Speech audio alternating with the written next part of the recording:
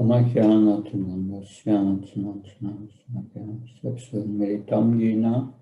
Tasmai Shri Gurave Namah. Namo Vishnu Padaya Krishna Pastaya Bhutale Srimati Bhaktivedanta Swami Namini.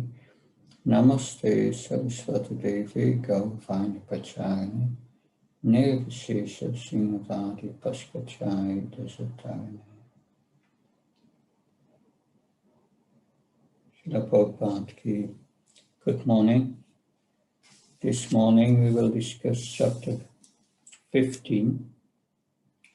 The Pandavas retire timely.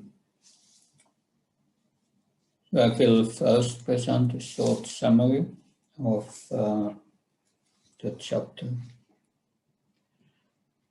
So Yudhishthira Maharaj already in previous chapter had noted many inauspicious signs, omens, occurring because of the departure of Lord Krishna from this world. And he had pointed out this to Bhima. And while he was speaking with Bhima, Arjuna had come back from Dwarka. He returned after 7 months of being with Krishna. But Arjuna looked dejected.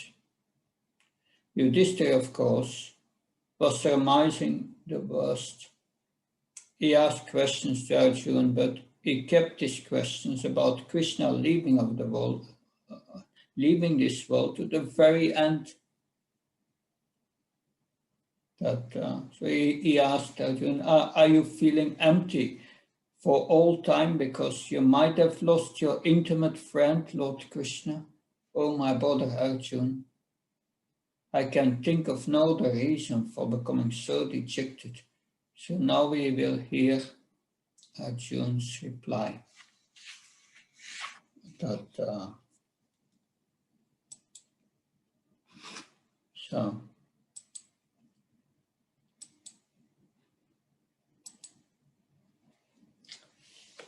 Text 1. Om Namo Bhagavate Vasudevaya. Sutta Vacha Eam Krishna Sakha Krishna Pratra Raja Vikalpita Nana Sankaspadam Rupam Krishna Visle Sakarshita. Sutta Goswami said, Arjuna, the celebrated friend of Lord Krishna, was grief-stricken because of his strong feeling of separation from Krishna. Over and above all Yudhishthira's speculative inquiries. So, Srila Prabhupada has a very short purport here to the first text. He's writing that being too much aggrieved, Arjuna practically became choked up, and therefore it was not possible for him to reply properly to the various speculative inquiries of Maharaj Yudhishthira. Text 2. Due to grief, Arjuna's mouth and lotus-like heart had dried up. Therefore his body lost all luster.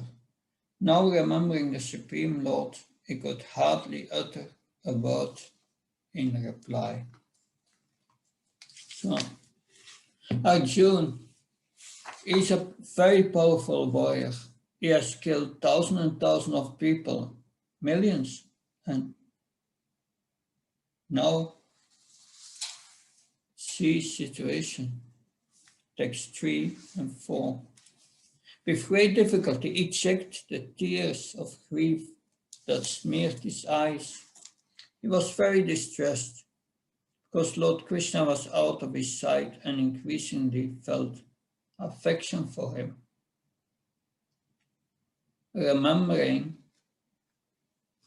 Lord Krishna and his well-wishers,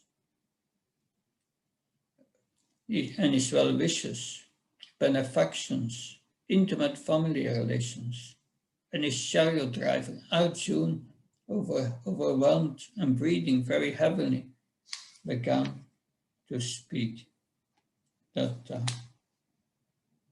So Sridhar Swami, he comments on this text 3 and 4 as follows. He says that Arjuna's eyes were full of tears, and those who felt were wiped. Those who felt the tears who fell were wiped away by his palm, and his voice was indistinct, and his throat was choked, and his voice was interrupted by tears and his sobbing. Arjuna said in the next text that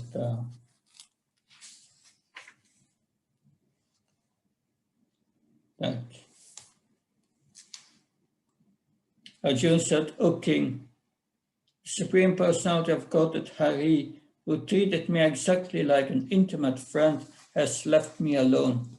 Thus my astounding power, which astonished even the demigods, is no longer with me." So we'll read the purport, 1/3 down, that the power and energy which were bestowed upon Arjuna were required for fulfillment of the mission of the Lord. But when his mission was fulfilled, the emergency powers were withdrawn from Arjuna, because the astounding powers of Arjuna, which were astonishing even to the citizens of heaven, were no longer required. And they were not meant for going back home, back to Godhead.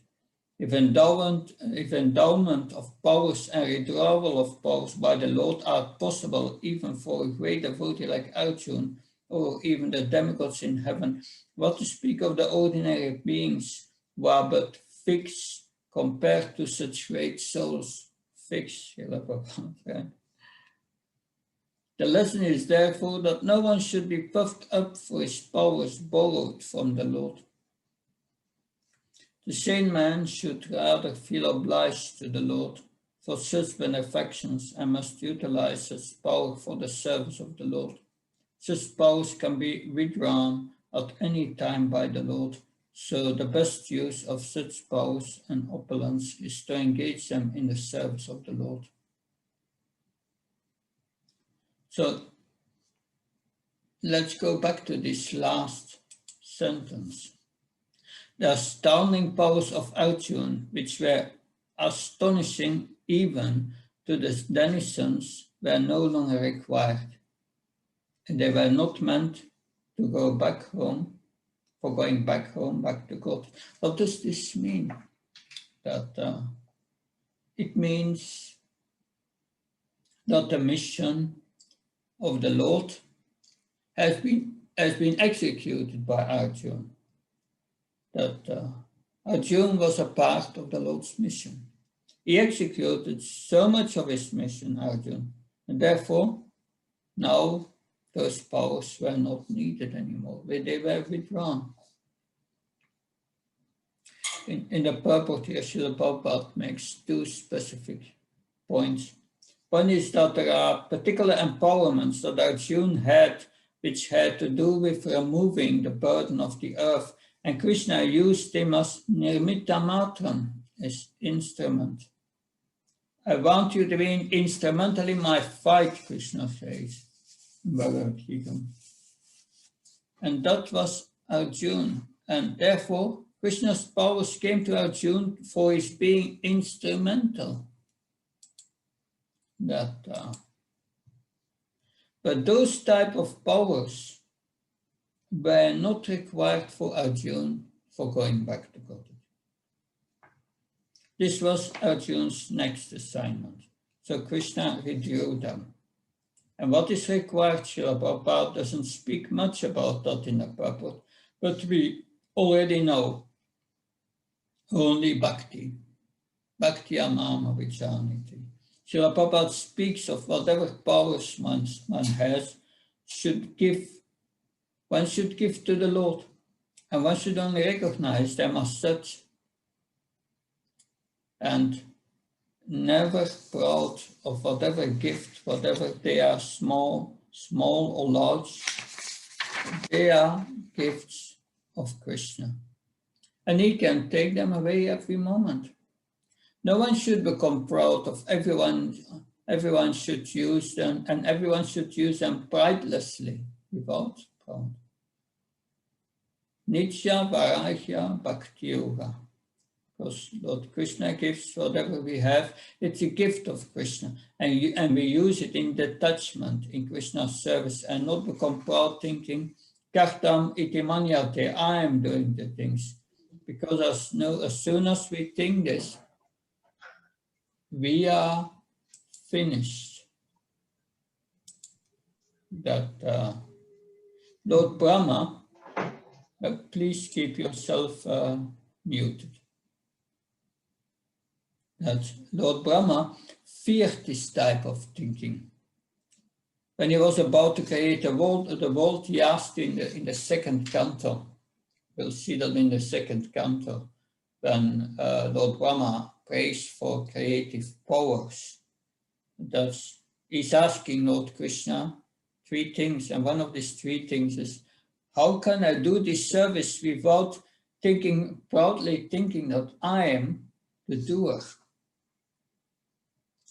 Lord Krishna then instructs them in the Chatusloka Bhagavatam.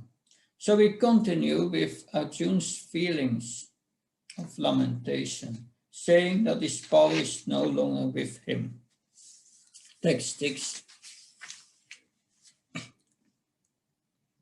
I have just lost him, whose separation for a moment would render all the universes favorable and void, like bodies without life.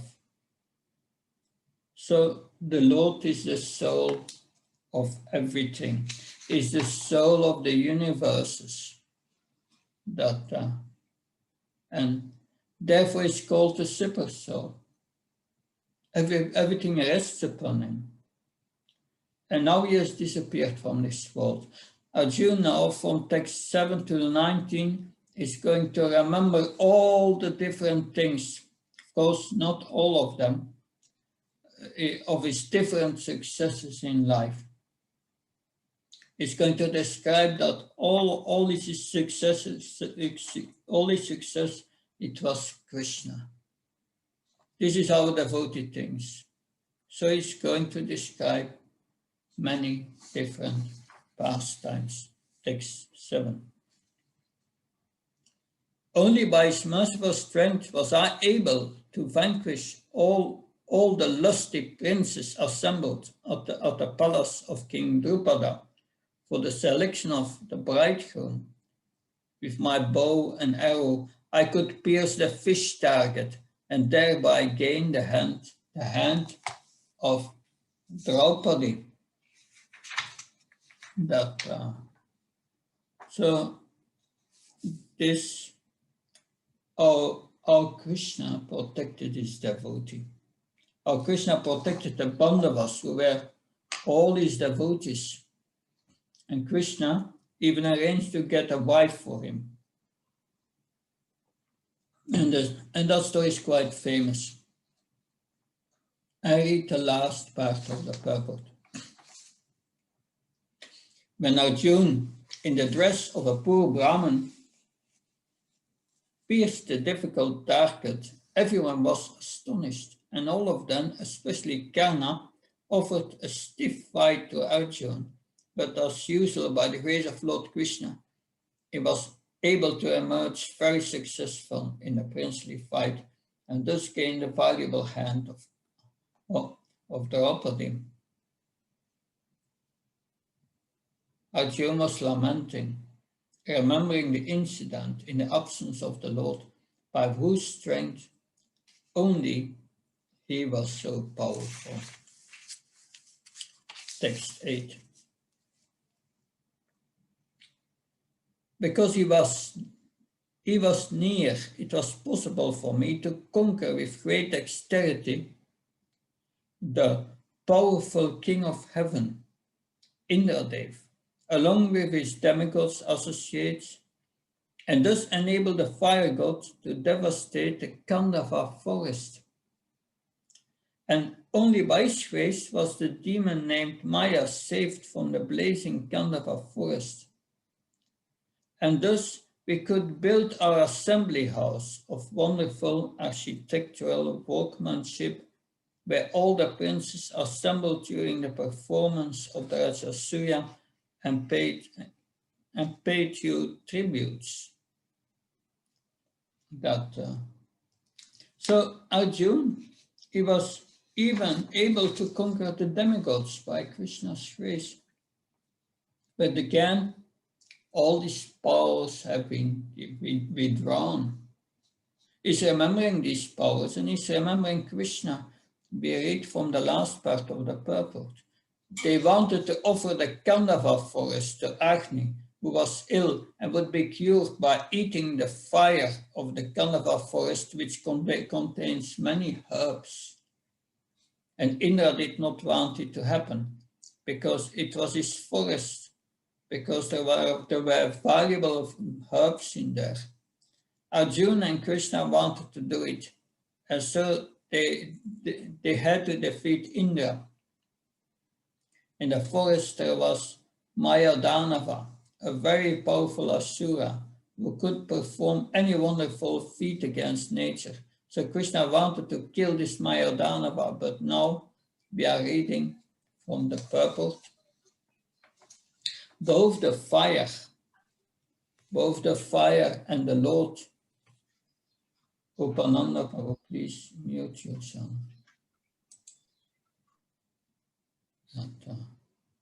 But the fire and the Lord ceased from chasing the demon.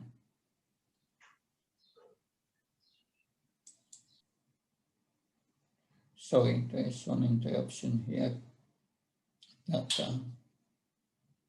Upananda Keshava also always unmute, and I have to unmute, and I have to mute him again and again. Okay. Both the fire and the Lord ceased from chasing the demon. As soon as both of them saw the demon was given shelter by such a devotee as Arjuna. That's the purport. This demon, feeling obliged to Arjuna, wanted to do him some service to show his gratefulness, but Arjuna declined to accept him from him in exchange. Lord Sri Krishna, however, being pleased with Maya for his service of taking shelter of a devotee, asked him to render service unto King Yudhishthira by building a wonderful assembly house. The process is that by the grace of the devotee, the mercy of the Lord is obtained. And by the mercy of the Lord, a chance to serve the Lord is obtained. The club of Bhimasem was also a gift of Maya Danava. Interesting. So Krishna would not kill Maya Danava. He was quite pleased with this Maya Danava, who previously wanted to kill him because of his taking shelter of Arjuna. So all this happened by Krishna's grace, and Arjuna remembered all these things.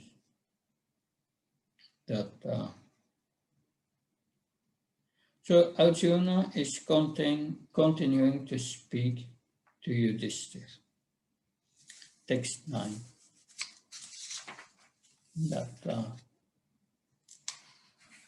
Text 9. Yes. Your respectable younger brother, who possesses the strength of 10,000 elephants, killed by his grace Jarasandha, whose feet were worshipped by many kings, These kings had been brought for the sacrifice in Jarasandha Mahabharata, but they were thus released. Later they paid tribute to your majesty. So everyone took shelter of Yudhishthira Maharaj.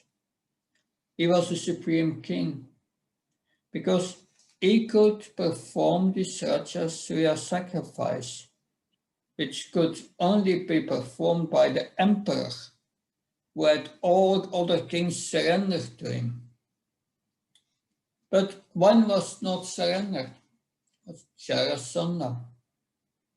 So they had to kill Jarasandha first. So by Krishna's grace, Yudhishthira became the emperor. Everything happened by Krishna's grace. Yeah.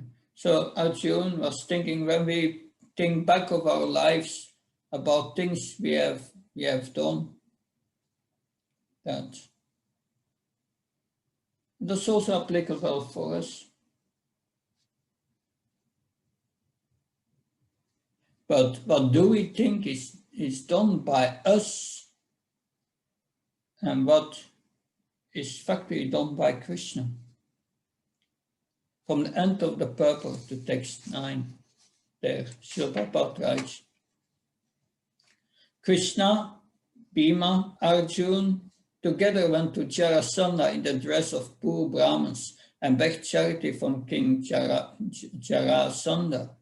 Jarasandha never refused charity to any Brahmin, and he performed many sacrifices. Yet he was not on a par with devotional service. Lord Krishna, Bhima, and Arjuna asked Jarasandha for the facility of fighting him, and it was settled that Jarasandha would fight with Bhima only. So all of them were both guests and combatants of Jarasandha, and Bhima and Jarasandha fought every day for several days. Bhima became disappointed, but Krishna gave him hints about Jarasandha's being joined together as an infant, and thus Bhima dissected him again and so killed him. All the kings who were detained in the concentration camp to be killed before Mahabharata were thus relieved by Bhima. Feeling thus obliged to the Pandavas, they paid tribute to King Yudhishthira. So all of that happened by the mercy of Krishna. And Arjuna continued. This is an interesting text verse. Arjuna said, it was he only who loosened the hair of all the wives of the miscreants who dared open the cluster of your queen's hair, which had been nicely dressed and sanctified for the great Rajasuya sacrificial ceremony. At that time, she fell down at the feet of Lord Krishna with tears in her eyes. So this is interesting. Prabhupada's hair was loosened, and it should never have been touched or loosened. Because of that, all the wives of the Kuru dynasty became widows, and their husbands were killed by Krishna. Krishna has done this, he said. So Krishna also causes revenge, seeks revenge to his devotees' enemies.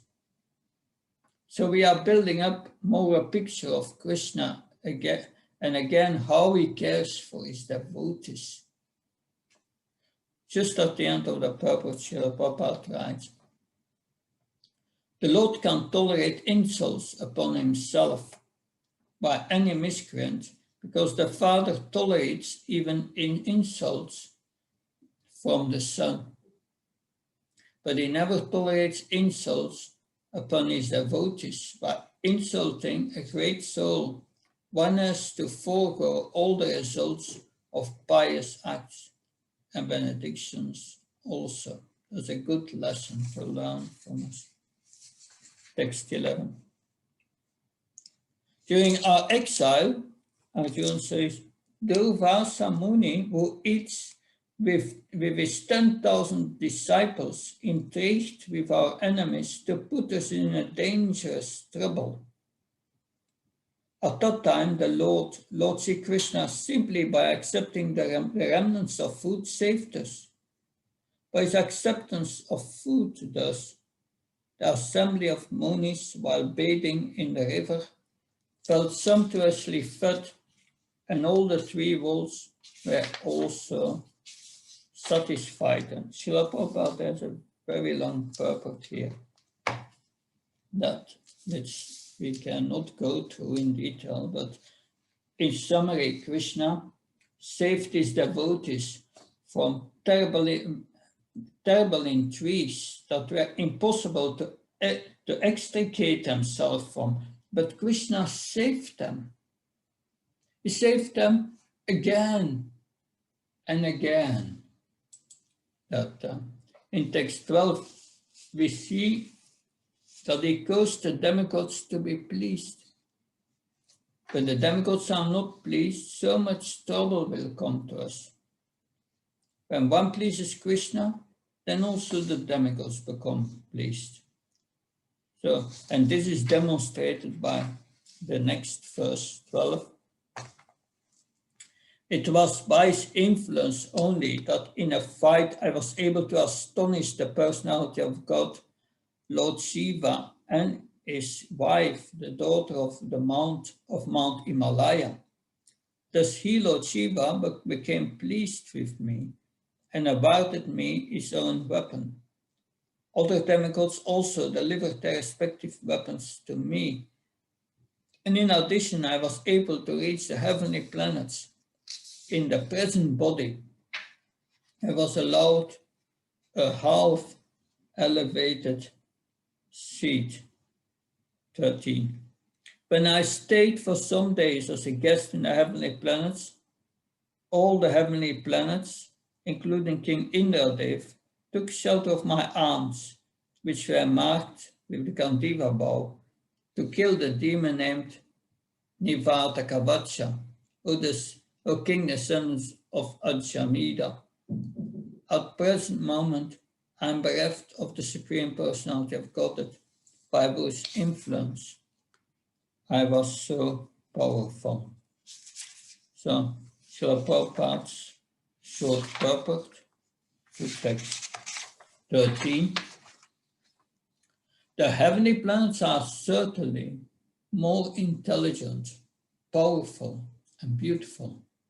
And they had to take help from Arjuna because of his Gandiva bow, which was empowered by the grace of Lord Krishna.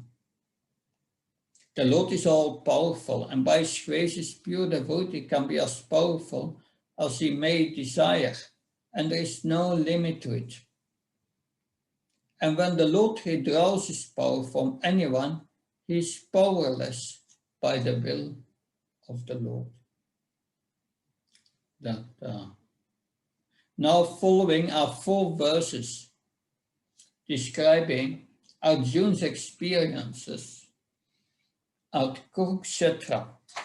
Text 14.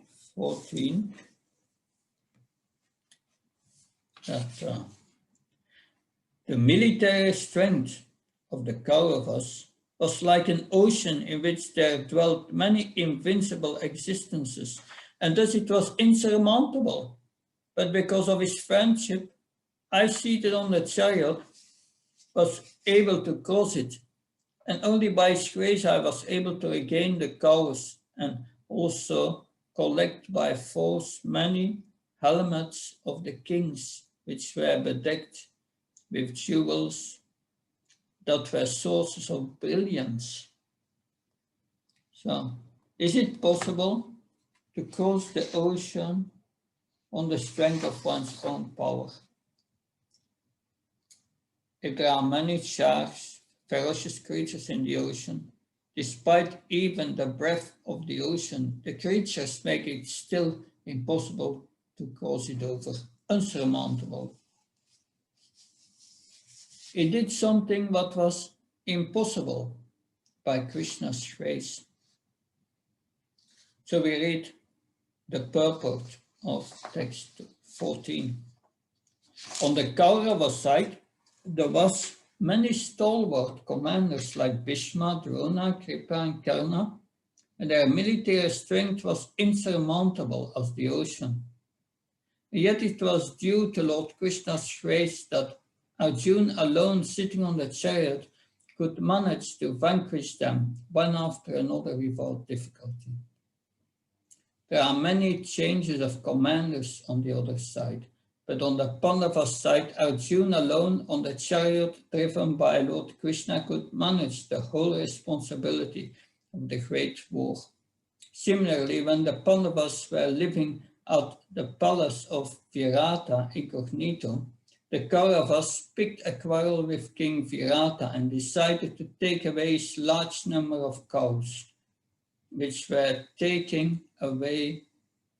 While they were taking away the cows, Arjuna fought with them incognito and was able to regain the cows along with some booty taken by force, the jewels set on the turbans of the royal order.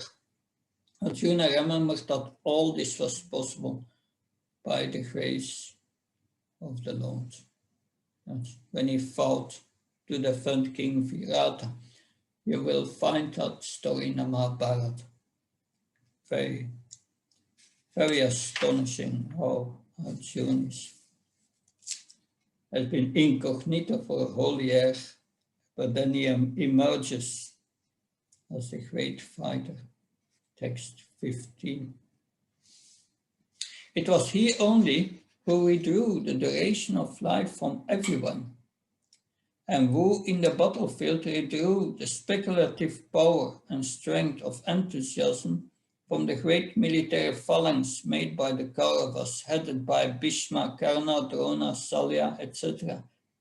Their arrangement was expert and more than adequate, but he, Lord Sri Krishna, while going forward, he did all this. So again, Lord Krishna did the impossible. He did the impossible during the battle, and the Pandavas were outnumbered and were far many times more powerful than the opposing side. Yet the Pandavas still won by Krishna's grace. What a friend Krishna is. And Arjuna understood that everything he had, everything wonderful, it was given to him by Krishna. That Krishna, whom he loved so much, and Krishna loved him, and they shared so many intimate moments. And now that Krishna is departed from this world, who can even imagine the dejection of Arjuna? Srila Prabhupada's purport to 15. Srila Prabhupada writes, the absolute personality of Godhead, Lord Sri Krishna, expands himself by the plenary Paramatma portion in everyone's heart, and thus he directs everyone in the matter of recollection, forgetfulness, knowledge, the absence of intelligence, and all psychological activities. Bhagavad Gita 15:15, Sarvasya Samridisha Vishnu. So as the Supreme Lord, he can increase or decrease the duration of life of a living being. Thus the Lord conducted the battle of Kurukshetra according to his own plan. He wanted that battle to establish Yudhishthira as the emperor of this planet, and to facilitate this transcendental business, he killed all who were on the opposing side by his omnipotent will. The other party was equipped with all military strength, supported by big generals, like, of course, Bhishma, Drona, Salya, and it would have been physically impossible for Arjuna to win the battle had the Lord not helped him by every kind of tactic. Such tactics are generally followed by every statements, even in modern warfare, but they are all done materially by powerful espionage, military tactics, and diplomatic maneuvers. But because Arjuna was the Lord's affectionate devotee, the Lord did all this himself without personal anxiety for Arjuna. Srila Prabhupada writes, this is the way of devotional service to the Lord. The way of devotional service, Srila Prabhupada writes. That Lord Krishna gives everything for our devotional service. And it is he only who is ultimately doing it. But the devotee, he gets all the credit. And that pleases Krishna very much. Here are the devotees saying, he did all this. He did all this. So this is the nature of the relationship. The Lord says that my devotee has done this, but what can a tiny soul do? Whatever he can do, bad, mediocre, poorly, breathe, stand, walk, conquer great armies, it is all done by the grace of Krishna. And when one serves Krishna and does something wonderful, then that is also Krishna doing it. And that Krishna doing it is the way of devotional service. Similarly, Krishna will bring us back to Godhead. We can't actually do it. We need to do our part. He makes all arrangements, but we need to do our part. We cannot by ourselves storm Goloka Vrindavan. It's not possible. But Krishna did this without personal anxiety by Arjuna. So why was Arjuna not in anxiety? Because he had full confidence in Krishna. Bhaktam Chakatapasam Sarvalokamashvaram Suradam Sarvabhutanam Katramam Santim Richati. Next, the last of these Kurukshetra verses. Arjuna is remembering all what Krishna did. The great generals like Bhishma, Drona, Karma, Bharishrava, Susarma, Salya, Jayadratha, and Balika all directed their invincible weapons against me. But by Lord Krishna's grace, they could not even touch a hair on my head. Similarly, Prahlad Maharaj, the supreme devotee of Lord Nrsimhadev, was unaffected by the weapons the demons used against him. That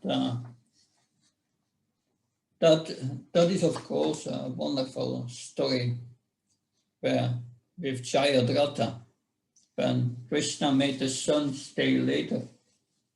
So it was not only time that Krishna protected his devotees. He protected also Prahlad. Prahlad was fully dependent on Krishna. After all, Prahlad was a boy. What could he do? His father was so powerful, so he just depended on Krishna. And amazingly enough, Prahlad was not in the slightest bit of anxiety. If one would analytically look at Prahlad's situation, where his natural protection was his father, and he was trying to kill him. The father normally protects the son, but when the protector is trying to kill you, then what hope is there? Prahlad's position was extremely precarious, just like Arjuna was on the battlefield of Kurukshetra. The opposition was actually too powerful. But when Krishna wants to protect someone, then He's protected, and Prahlad knew this, and he had no anxiety. Text 17. So it was by his mercy only that my enemies neglected to kill me when I descended from my chariot and get water for my thirsty horses. It was due to my lack of esteem for my Lord that I dared engage him as my chariot driver. For he is worshipped and offered services by the best man to attain salvation. So Arjuna was protected during the most dangerous, difficult times. And Krishna allowed Arjuna to act intimately with him. He acted as his chariot driver. This was all Krishna's mercy, and Arjuna is remembering all this. We will read a short part of the purport of text 6:17. So the Lord, however, descends to attract all by his specific transcendental pastimes, and thus he plays the part of the most perfect master.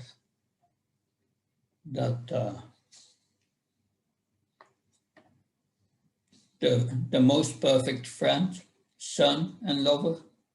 His transcendental relation with Arjuna was in friendship, and the Lord therefore played the part perfectly, as he did with his parents, lovers, and wives. While playing in such a perfect transcendental relation, the devotee forgets by the internal policy of the Lord that his friend or son is the Supreme Personality of Godhead, although sometimes the devotee is bewildered by the acts of the Lord. After the departure of the Lord, Arjuna was conscious of his great friend, but there was no mistake on the part of Arjuna, nor any ill estimation of the Lord. Intelligent men are attracted by the transcendental acting of the Lord with a pure, unalloyed devotee like Arjuna. So this description is given here. And again, we heard it in chapter 7 and 11, how wonderful it is to have an intimate relationship with Krishna. But when the previous chapter started, chapters 13, 14, then we heard what happens when Krishna leaves. If Krishna is present, then one can throw oneself to his feet and somewhere or other take shelter of him, gain a relationship with him. But Kali Yuga and Krishna began, and Krishna is not present. How can we gain this relationship and become attracted to Krishna? Because we are... नाम करते रहते वैसे थोड़ी चलता है भगवान का सेवा. Sorry for the interruption. But Kali Yuga began, and Krishna is not present. So how can we gain this relationship and become attracted to him? Because we are hearing about that relationship. How can we gain it? And Arjuna, on the other hand, he wishes very much to regain Krishna's association. As an exalted devotee is wishing to be in the association of Krishna, and perhaps we as aspiring devotees are also wishing to be in Krishna's association. So what one has to do? We also heard in chapter 13, what is the best thing one should do? One should be sober and depend fully of Krishna. One should take shelter to that what is unable to not take shelter of what what is not unable to give us shelter. We should not become entangled in matter. So therefore, Dhritarashtra was entangled in matter, depending fully on matter, material consciousness. He had to leave home, but he was not able to rise above the platform of a Dhira, Dhritarashtra. He would not be able to rise to the platform of a Narottam, which means full dependence on Krishna. So that's the goal that is being set up. To have a relationship with Krishna, to awaken our relationship with Krishna, intimate relationship with Krishna, and fully depend on him. Intimate means heart to heart, can be actually, the Krishna can be actually trusted. If you have a casual friend or a business friend is for business. You can trust. Can you trust your life with such a person? No. That depend on them fully with a business friend or a casual friend, but someone to which you open your heart completely intimate, sharing wonderful experience together. You know the quality of that person's character, their integrity, etc. That kind of person you can depend fully on. So how to get that kind of relationship with Krishna? That is superficial, that is not sufficient. Arjuna has the relationship with Krishna, and of course every living entity has. But now our relationship is much covered, so much in darkness. How can we awaken it? Our situation is that, in that sense, is similarly to Arjuna, that we both want to be with Krishna.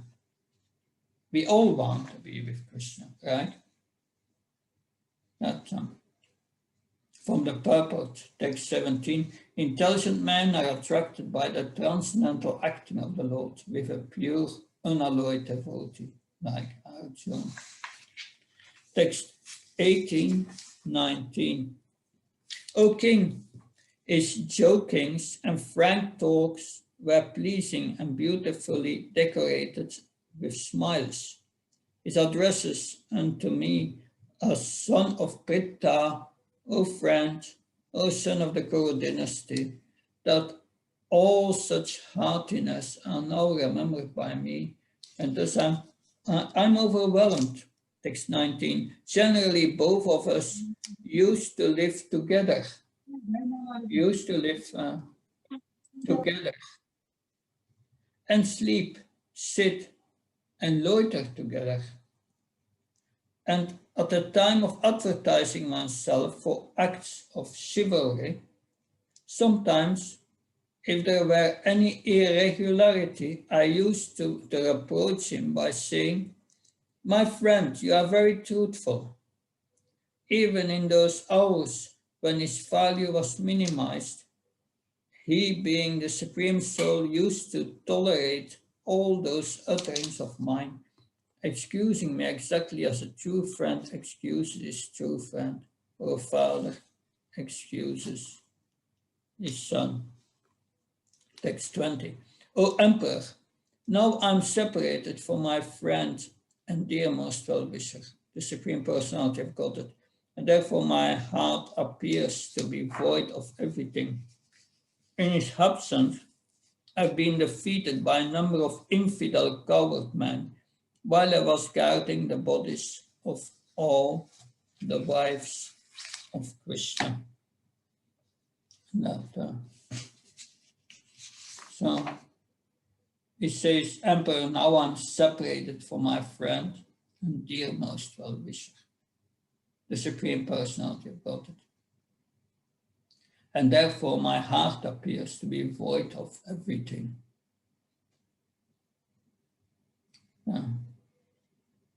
So when I get up in the morning, my heart is devoid of feelings for Krishna, completely separated from our dearmost friend. Then, in absence, I've been defeated by a number of infidel cowards, men, while I was guarding the bodies of all the wives of Krishna. So that is Arjuna's situation. soon the remedy will be given. We read yesterday how Arjuna had been given a mission specifically by Krishna, who called Daruka, just before departing from this world, to give him a message to Arjuna to leave Dwarka immediately with the queens and bring them to Indraprastha. And then what did Krishna arrange? To all of them taken away, and Krishna and Arjuna was humiliated in that way. So the purport to 19 is one sentence. The important point in this verse is, however, that it was possible that Arjuna, that is how it was possible that Arjuna could be defeated by a gang of ignoble coward men. Coward men, you can see in Vrindavan sometimes, I don't know recently, but 20 years ago, 30 years ago, certainly. You can see them around, coward men. Sometimes they carry bows and sometimes they shoot arrows to keep the birds away from the trees when fruits are coming. But this isn't like Arjuna, the warrior, the coward man protecting the herd of cows. But Arjuna, with an incredible fighter who defeated Indra, the demigods, took shelter of his powerful arms. Now these coward men, with their bows and arrows, defeated him. So the purport continues. And now such mundane coward men could touch the bodies of the wives of Lord Krishna, who were under the protection of Arjuna. And he was specifically ordered Arjuna to protect them by Krishna himself. But Srila Vishwanath Chakravarti Thakur, he justified that contradiction. What is the contradiction here? This is impossible. How could it possibly happen? It was Krishna's order, Krishna's desire, Arjuna's weapons, Arjuna's potency, and the order, and at the other side there were simple coward men taking away, touching Krishna's wives. So Vishwanath Chakravarti Thakur continues by research in the Vishnu Purana and Brahma Purana. In these Puranas, it is said that once the fair denizens of heaven pleased Astavakra Muni by their service and were blessed by the Muni to have the Supreme Lord as their husband. Astavakra Muni was curved in 8 joints of his body, and thus he used to move in a peculiar, in a certain curved way. And the daughters of the demigods could not check their laughter upon seeing the movement of the Muni. And the Muni, being angry at them, cursed them that they would be kidnapped by rocks, and even they would get the Lord as their husband. Later on, the girls again satisfied the Muni by prayers, and the Muni blessed that they would regain their husband even after being robbed by the rocks. So in order to keep the words of the great Muni, the Lord himself kidnapped his wives from the protection of Arjuna. Otherwise, they would have at once vanished from the scene as soon as they were touched by the rose. Besides that, some of the gopis who prayed to become wives of the Lord returned to their respective positions after their desire was fulfilled. After the departure of Lord Krishna, he wanted all his entourage back to Godhead, and they were called back under different conditions only. So this is Krishna's Leela, but Arjuna wasn't aware of that at this time. Now he will further lament. Text 21. I have the very same Gandiva bow, the same arrows, the same chariot drawn by the same horses, and I use them as the same Arjuna, to whom all kings offered their due respects. But in the absence of Lord Krishna, all of them, at a moment's notice, have become null and void.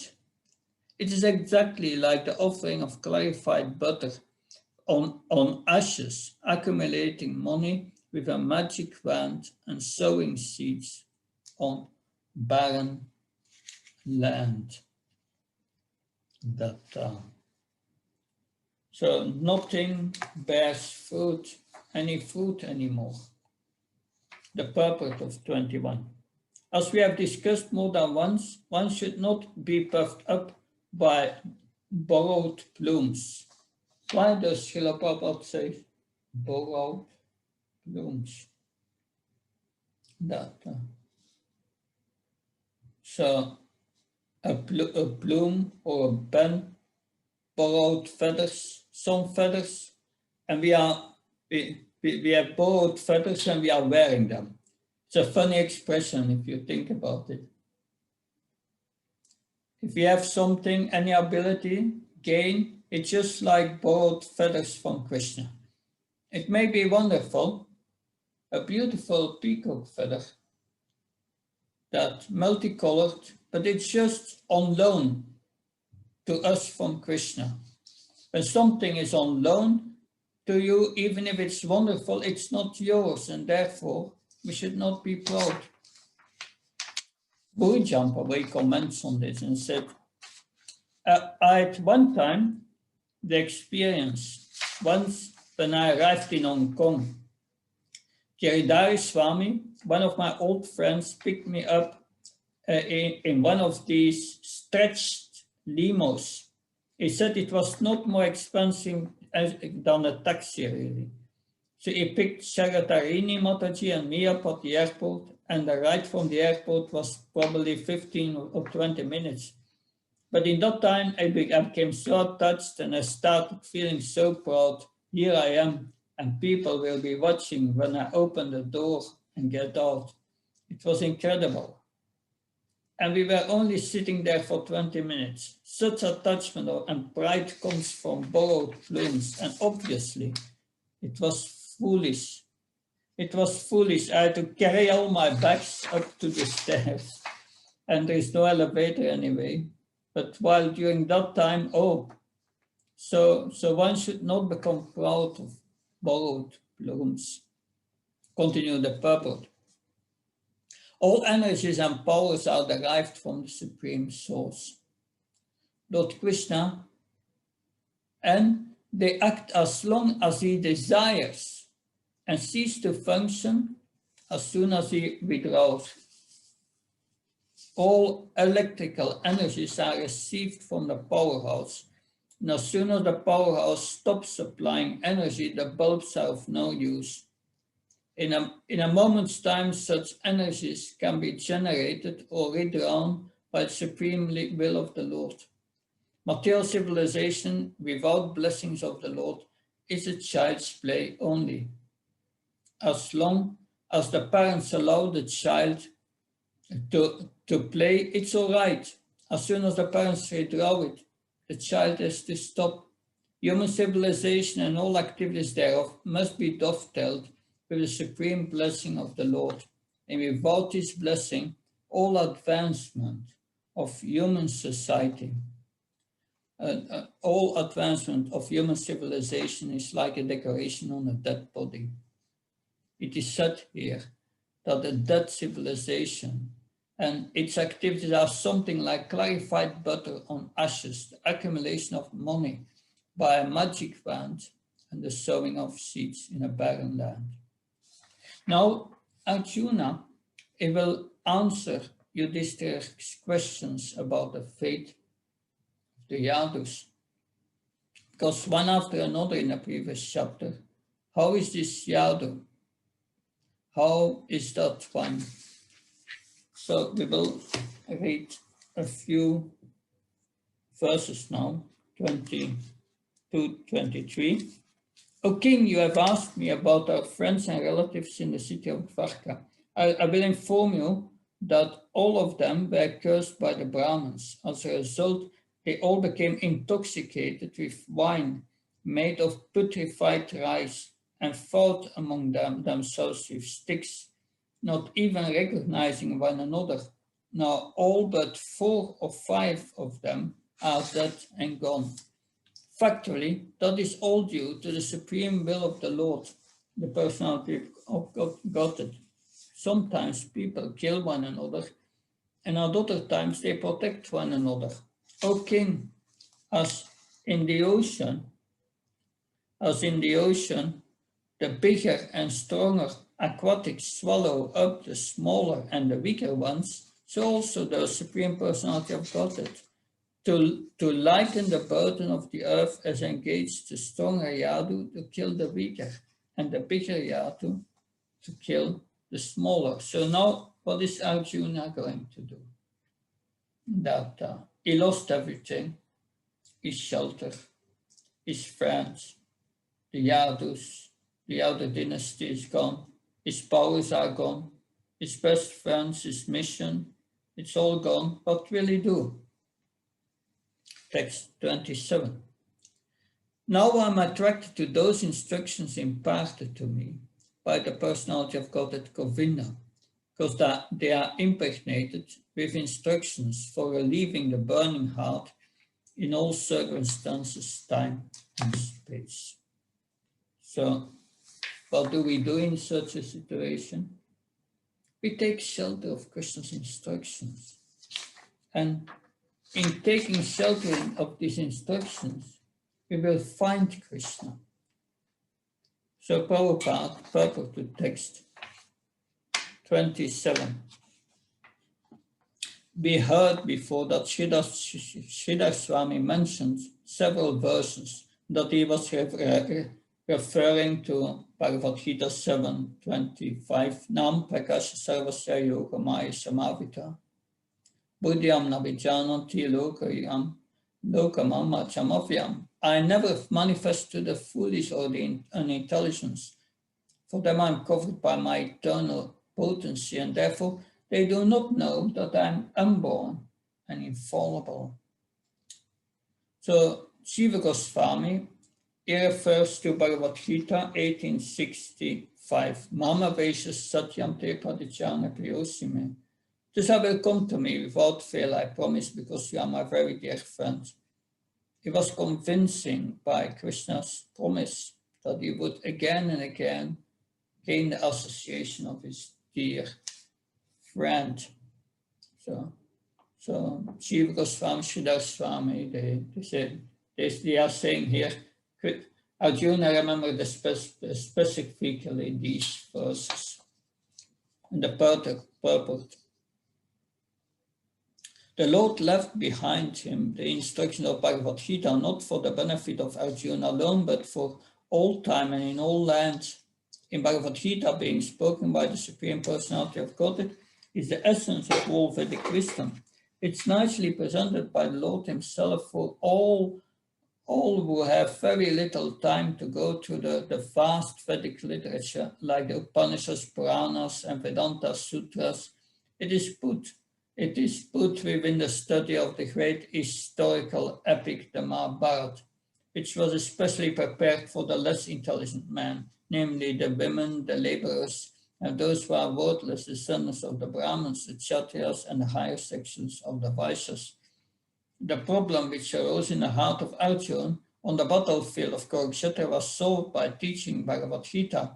After the departure of the Lord from the vision of the earthly people, when Arjuna was face to face with being vanquished in his acquired power and prominence, he wanted again to remember the teachings of Bhagavad Gita as just to teach all concerned that the Bhagavad Gita can be consulted in all critical times, not only for the soulless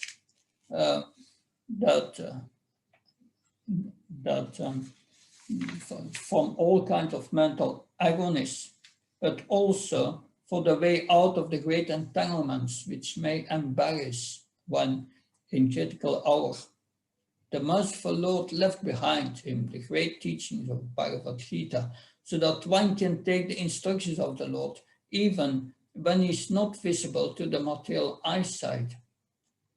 Material senses cannot have any estimation of the Supreme Lord, but by his inconceivable power, the Lord can incarnate himself to the sense perception of the conditioned souls in a suitable manner through the agency of matter, which is also another form of the Lord's manifested energy. Thus, the Bhagavad Gita or any authentic scriptural sound representation of the Lord is also the incarnation of the Lord. There is no difference between the sound representation of the Lord and the Lord himself. One can derive the same benefit from the Bhagavad Gita as Arjuna did in his personal presence of the Lord. So in the remainder of the Gita, of this purport, Srila Prabhupada summarizes the Gita in text 28, 29.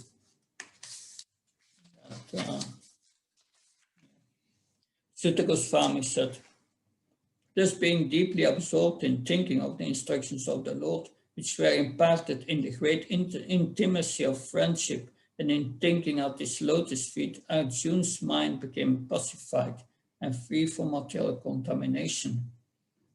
Arjuna's constant remembrance of the lotus feet of Sri Krishna rapidly increased his devotion, and as a result, all the trash in his thoughts subsided.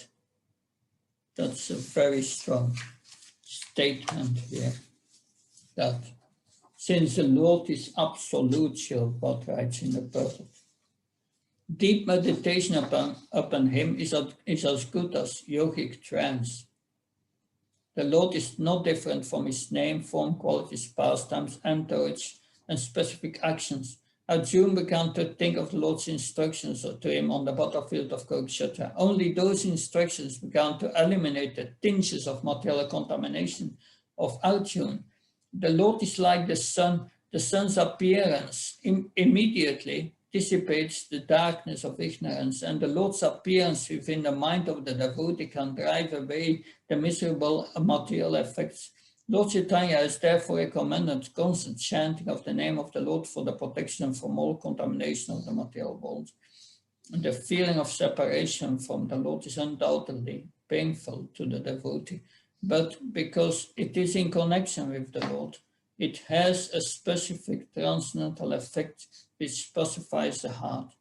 Feelings of separation are also sources of transcendental bliss, but they are never to be compared to any material contamination. So, Srila Prabhupada writes, material desires are the trash of material contamination.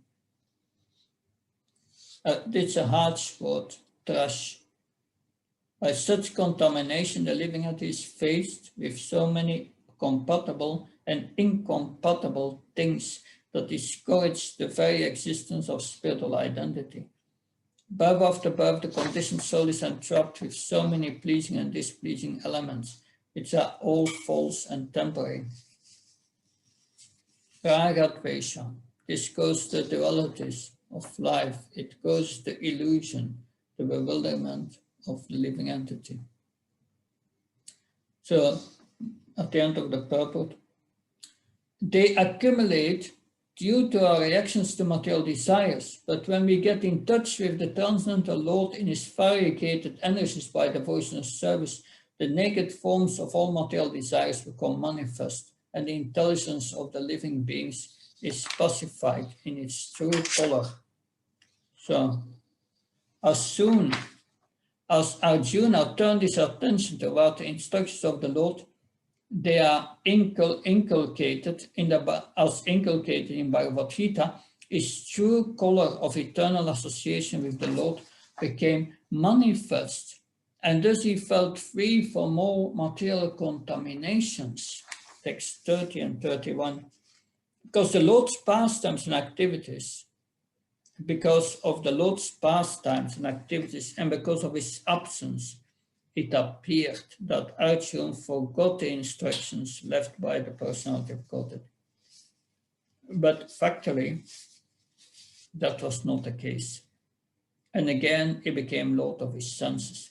Because of his possessing spiritual assets, the doubts of duality were completely cut off. Thus he was free from the three modes of material nature and placed in transcendence. There was no longer any chance of his becoming entangled in birth and death, for he was freed from material contamination. So, is it possible, in fact, that we can become separated from Krishna? Our identity is described in Bhagavad Gita 15.7 as Mamaivam Sochivelu Shiva Buddha Sanatnam. We are Amsas, we are eternal part and parcels of Krishna. By placing himself in association of Krishna, by remembering Krishna's instructions, remembering Krishna's pastimes, all duality in the consciousness was removed, and it was again placed in Krishna's association. The purport to text 30, that it so appeared that Arjuna and the Lord were engaged in the battle of Kurukshetra, and the other party was also engaged. But factually, the Lord was executing his mission of incarnation and association with his friend Arjuna.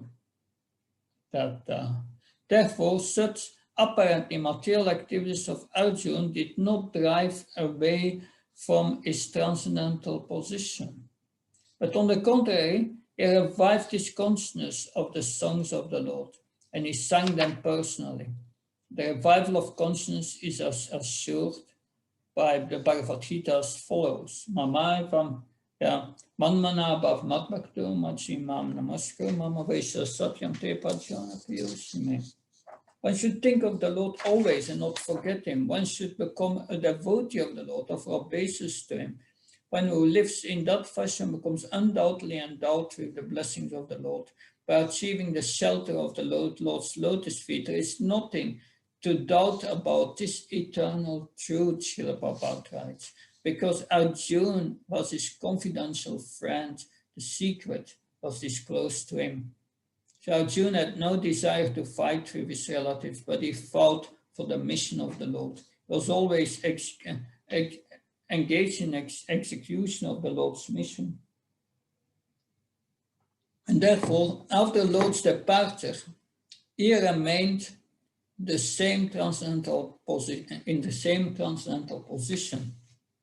even though he appeared that he forgot all the instructions of Bhagavad Gita.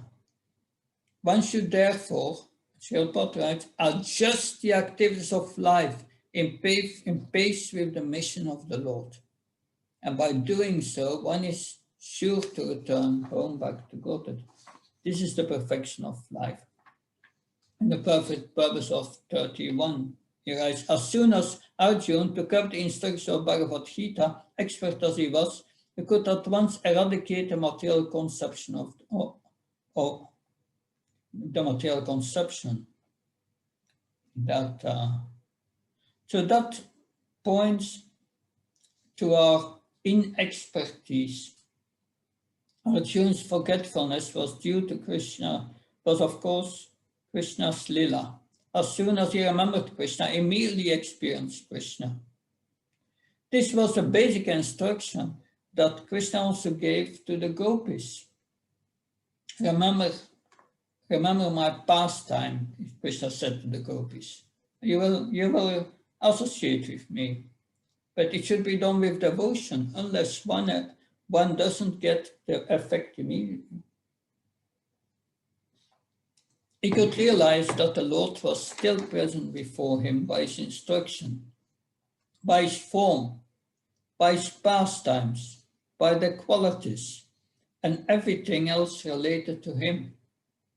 He could realize that Lord Krishna, his friend, was still present before him by his transcendental presence in different material energies, and that there was no question of attainment, the association of the Lord by another change of body under the influence of time and space. By attainment of the absolute knowledge, One can be in the association with the Lord constantly, even in the present life, simply by hearing, chanting, thinking of, and worshipping the Supreme Lord. One can see him, one can feel his presence, even in this present life, by understand the Advaita Lord, or the Absolute Lord, through the process of devotional service, which begins with hearing about him. Lord Chaitanya says that simply by chanting the holy name of the Lord, one can wash off the dust on the mirror of pure consciousness. And as soon as the dust is removed, one is at once freed from all material conditions. To become free from material conditions means to liberate the soul. As soon as one is therefore situated in absolute knowledge, his material conception of life is removed. He emerges from a false conception of life. This is like the waking up from a dream. That Srila Prabhupada continues. Thus the function of the pure soul is revived in spiritual realization. This practical realization of the living being is made possible due to his being becoming free from the reaction of the three modes of material nature, namely goodness, passion, and ignorance. By the grace of the Lord, the pure devotee at once raises to the plane of the Absolute, and there is no chance of the devotees becoming materially entangled again in conditioned life. One is able to feel the presence of the Lord in all circumstances, until one is endowed with the required transcendental vision made possible by devotional service prescribed in the revealed scriptures. Arjuna had attained this stage long before on the battlefield of Kurukshetra, and when he apparently felt the absence of the Lord, he at once took shelter of the instructions of Bhagavad Gita, and thus again he was placed in his original position. This is the position of Vishoka, or the state of being freed from all grief and anxieties. So we now read how Krishna has left Arjuna's presence and Arjuna is bereft. We may think that when surrender and depending on Krishna, we attain Krishna, then Krishna will leave us and we will become bereft like Arjuna. What should we do? We should do as Arjuna does, hear Krishna's words in Bhagavad Gita, and thus Arjuna gains experiences of the Lord just by hearing. So by remembering Krishna's instructions, it enriches our feelings of separation. And by that we can come again in Krishna's direct association. This is explained in Krishna book, chapter 35. The potency of remembering Krishna in separation is explained. There, Krishna book, chapter 35, Srila Prabhupada writes, to acquire this strong feeling of separation is the teaching of Lord Chaitanya and is direct the disciplic succession of Goswamis. When we are not in physical contact with Krishna, we can associate with him like the gopis through feelings of separation. Krishna's transcendental form, qualities, pastimes, and entourage are identical with him. There are 9 different kinds of devotional service. Devotional service to Krishna in feelings of separation elevates the devotee to the highest perfectional level, to the level of the gopis. And further, those who are in the disciplic succession of the Madhva Gaudiya Sampradaya should always feel separation from Krishna, worship his transcendental form, and discuss his transcendental teachings, his pastimes, his qualities, and his entourage. That will enrich the devotees to the highest devotional perfection, feeling constant separation while engaged in the service of the Lord is the perfection of Krishna consciousness. So we have been hearing about the departure of Lord Krishna, and Narada Muni before has told Yudhishthira Maharaj that he should wait within this world as long as the Lord is within this vault. So, chapter 13, text 15, there, no. It's Narada Muni said to Yudhishthira Maharaj, the Lord has already performed his duties to help the demigods, and he's awaiting the rest. You Pandavas may wait as long as the Lord is here on earth. That's what this Narada Muni said to Yudhishthira Maharaj, and this was an indication that Krishna at some point would no longer grace his vault. But when Yudhishthira Maharaj began noticing the symptoms of Kali Yuga beginning manifested, he began to wonder whether or not the Lord was still present. That when Arjuna returned from his stay in Dwarka, dejected and in a lackluster mood, his personal luster completely vanquished, Yudhishthira Maharaj understood that Lord Krishna had indeed left. And finally, he asked Arjuna that very question. He made a statement: the only cause that I can ascertain is the only cause of your dejection can be the departure of Lord Krishna. It is difficult for us to imagine what he means to have associated with Krishna. In this world, it is even rare that one has a glimpse of the experience of love. That Pujam Prabhu commented, in this world everyone is love-starved, even to imagine what Arjuna experienced that when Lord Krishna was present. Now, in text 32, Yudhishthira Maharaj who had heard this from Arjuna. Arjuna has been speaking until now. He will react. Text 32. Upon hearing of Lord Krishna's returning to his abode, and upon understanding the end of the Yadu dynasty's earthly manifestation, Maharaj Yudhishthira decided to go back home, back to Godhead. So this was a sign that Yudhishthira Maharaj was waiting for. Yes. In the purport, Maharaj Yudhishthira also turned his attention to the instructions of the Bhagavad Gita after hearing about the Lord's departure from the vision of earthly people. He began to deliberate on the Lord's way of appearance, on the Lord's way of appearance and departure. The mission of the Lord's appearance and disappearance is in this mortal universe is completely dependent on his supreme will. It is not forced to disappear by any superior energy as the living beings appear and disappear, being forced by the laws of nature. But Krishna is going on by his internal energy.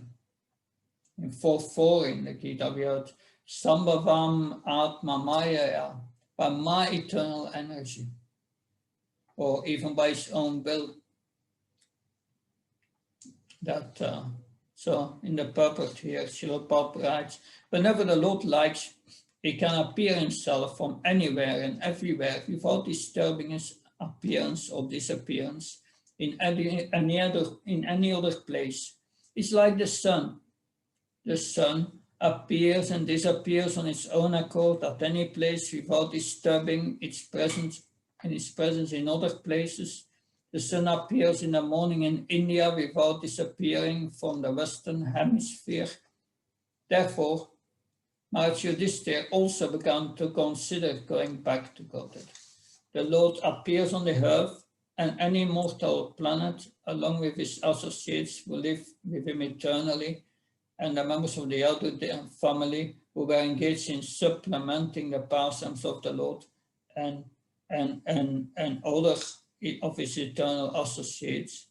And also Maharaj Yudhishthira and his brothers and mothers, since the appearance and disappearance of the Lord and his eternal associates are transcendental, one should not be bewildered by the external factors or the external features of their appearance and disappearance. So Maharaj Yudhishthira decided also to go back to Godhead. It was time. We continue text 33. Kunti, after overhearing Arjuna's telling of the end of the Yadu dynasty and disappearance of Lord Krishna, engaged in devotional service to the transcendental personality of Godhead with full attention and thus gained release from the cause of material existence.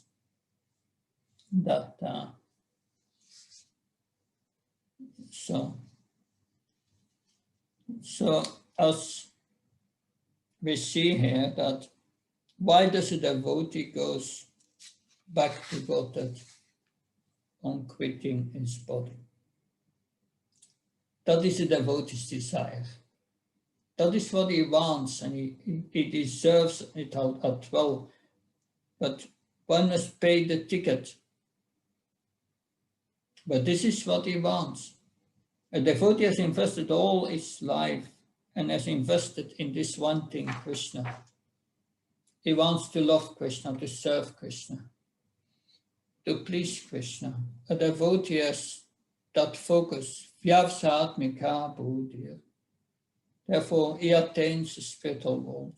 Lord Krishna says, Yeyatamam papachete tamstate vajamyam. He reciprocates according to our surrender. And if we also want to be famous, learned, wealthy, then we will attain that and not go back to Godhead.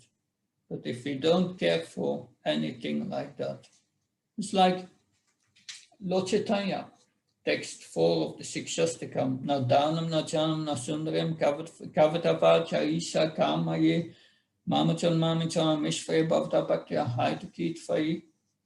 Almighty Lord, I have no desire to accumulate wealth, nor do I desire beautiful women, nor do I want any number of followers.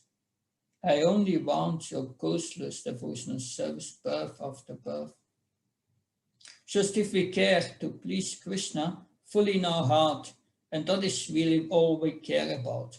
Who knows what is inside? Krishna knows, and maybe a few others. We may be able to fool so many people, but Krishna we can't fool. That is what the price is, that one has no other desire, and that must be very developed. So Srila Prabhupada in the purport writes, the beginning of the devotional service of the Lord is the beginning of spiritualizing the present body. And thus, an unalloyed devotee of the Lord loses all material contact in the present body. What does it mean? When the senses are used in the service of Maya, that's material. But when the senses are used in the service of Krishna, then the body becomes spiritualized. Then one does not identify with the body. The abode of the Lord is not a myth, as is taught by the unbelievers or ignorant people, but one cannot reach there by any material means like a Sputnik or space capsule. But one can certainly reach there after leaving his present body, and one must prepare himself to go back to Godhead by practicing devotional service. That guarantees a passport for going back to Godhead, and Kunti adopted it. One's remembrance of Krishna must be anukul, not pratikul, like Kamsa, in a favorable mood, wanting to please Krishna. The next two verses are interesting. They break the flow of what is going on. They almost imply that Krishna relinquished his body. We know that Krishna does not give up his body. He is his body. So what is that verse from Brahma Samhita? Ankaranyasya sakalam priyaprichimante. That so the Lord has a spiritual body. Some commentators say that these two verses are interpolated, they are placed in there. But Vishwanatha Bhakti Thakur, he does not accept that. It says, and following in their footsteps, Srila Prabhupada also did not accept that. They have the understanding that it perfectly fit with the philosophy. So they are accepted by our acharyas. That's 34. The Supreme Unborn, Lord Sri Krishna, causes the members of the other dynasty to relinquish their bodies, and thus he relieved the burden of the world. This action was like picking out a thorn with a thorn, though both are the same to the controller. So here an example is given of the Yadu dynasty leaving this world. When there is a thorn stuck in one's hand, causing so much pain, so that thorn is compared to the demons, and taking another thorn and using it as he wants to remove the first thorn that is causing trouble. Krishna says, Aham bija pradapita. Everyone is his part and parcel. So Krishna sees everyone equally, as one sees two thorns equally. But yet Krishna used the Yadu dynasty, and when they became a burden, he sent them back to Godhead. Prabhupada's purport to text 34. Srila Vishwanath Chakravarti Thakur explains why these verses are placed here. Srila Vishwanath Chakravarti Thakur, Srila Prabhupada suggests that the rishis like Shaunak and others who were hearing Srimad Bhagavatam from Sutta Goswami at Namisaranya were not happy to hear about the Yadus dying in the madness of intoxication. It must have been difficult for them. To give them relief from this mental agony, Sutta Goswami assured them that the Lord caused the members of the Yadu dynasty to relinquish their bodies, by which they have to take away the burden of the world.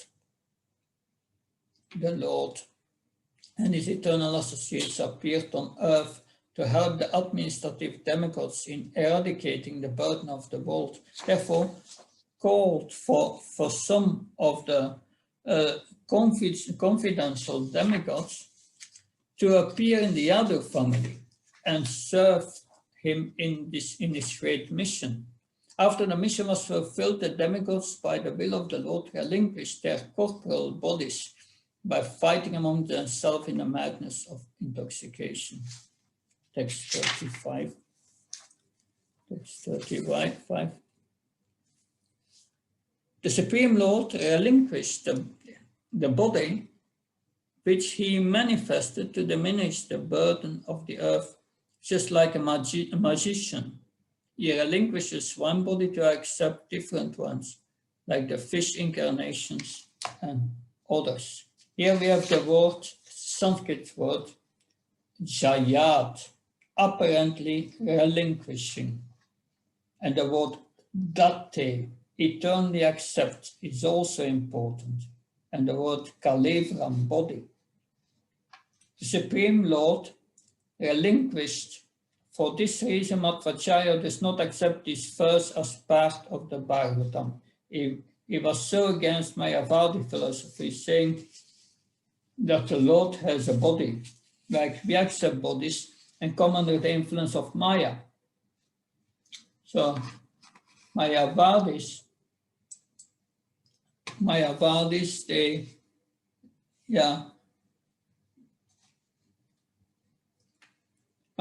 think that they can become Ishvara. Madhvacharya said that this verse is an interpolation, but the commentators of our acharyas is perfect. It is not that he has a body and then leaves that behind and gives it up. It's not like that. The Lord's form is eternal. It is just like one may see a magician perform so many tricks, and if one believes that this is happening, it's like a magician is sawing a lady in half and burning himself in fire. If one actually believes that then one is actually illusioned and bewildered. Now we will read some comments. Srila Prabhupada explains Sutta Goswami's comparison to his purport of Srimad Bhagavatam in text 35. The Lord is described as Amrita or deathless because he has no material body. Under the circumstances, the Lord's dying, quitting his body is like the jugglery of a magician. The magician shows by his tricks that he is cut to pieces, burned to ashes, or made unconscious by hypnotic influences, but all are false shows only. Factory, the magician himself is neither burned to ashes nor cut to pieces, nor is he dead or unconscious at any stage of his magical demonstration. Similarly, the Lord has his eternal forms of unlimited variety, of which the fish incarnation, as was exhibited within this universe, is also one. Because there are innumerable universes, somewhere or other, the fish incarnation must be manifesting his pastimes without cessation. Pujjan Prabhu comments, such as on the airplanes. They don't do it so much anymore, he said, but you would see a film with different screens and you see a person moving from one screen to the other. So Krishna's incarnations, his lila avatars, would perform their pastimes in one universe or another. They are finished in one universe and they go to the next. So Prabhupada continues his purport. In this verse, the particular word date, it only accept, and not the word ditva, accepted for the occasion, is used. The idea is that the Lord does not create a fish incarnation. He eternally has such a form, and the appearance and disappearance of such incarnations serves particular purposes. So that was Prabhupada's comment on 35. Shiva Goswami comments from the Krishna Sandarbha.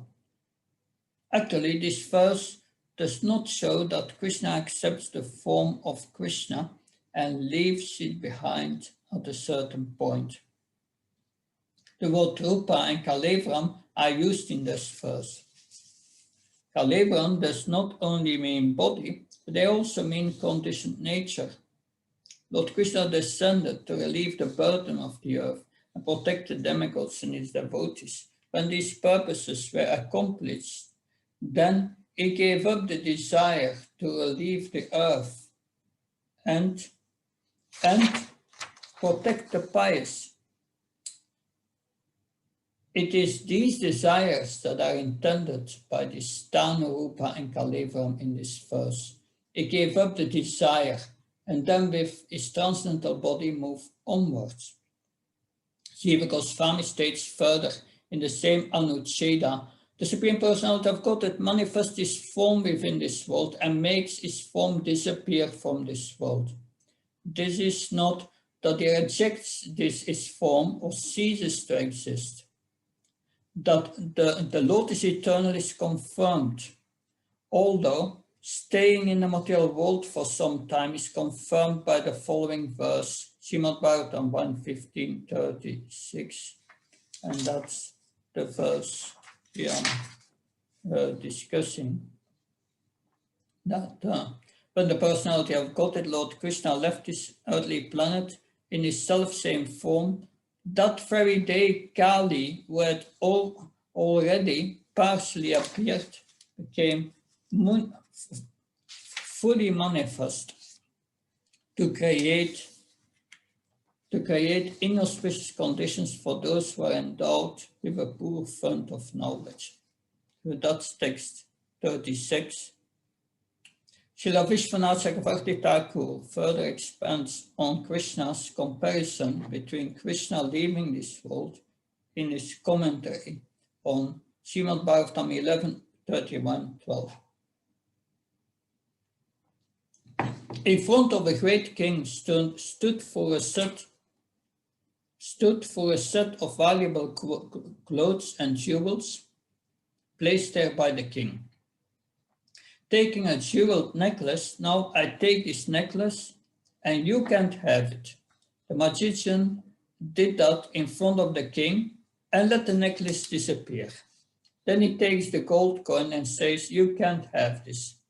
And he makes the gold disappear. Challenging the king in the same way, the magician let 7,000 horses disappear. The magician created the illusion that the children, grandchildren, and all family members attacked each other and killed due to a violent quarrel. The Lord hears the magician speaking and sees these things taking place before him, and he sits in the great assembly hall. Then the magician said, O king, I no longer wish to live. Just I've studied magic at the Lord's feet of my guru, and I learned the mystic meditation of yogi to leave one's body while meditating in a holy place. And since you have done so many pious activities, you are a holy place yourself. Therefore, I will now give up my body. Then the magician sits down in the proper yoga postures, fixed himself in pranayama and pratyahara, dharana, and samadhi, and becomes silent. Some moments later, while in trance, a fire emanates from his body and burns it to ashes. That is what happened to Dhritarashtra. Then all the wives of the magician, out of lamentation, entered that fire. 3 or 4 days later, the magician returned to his own province. Then the magician sends one of his daughters to the king. O king, I bring with you your sons, your grandsons, and brothers in good health, the horses and all the items given by you. Please give me whatever remuneration for the wisdom of the magic I displayed in this way. Even by ordinary magic, one can simulate birth and death.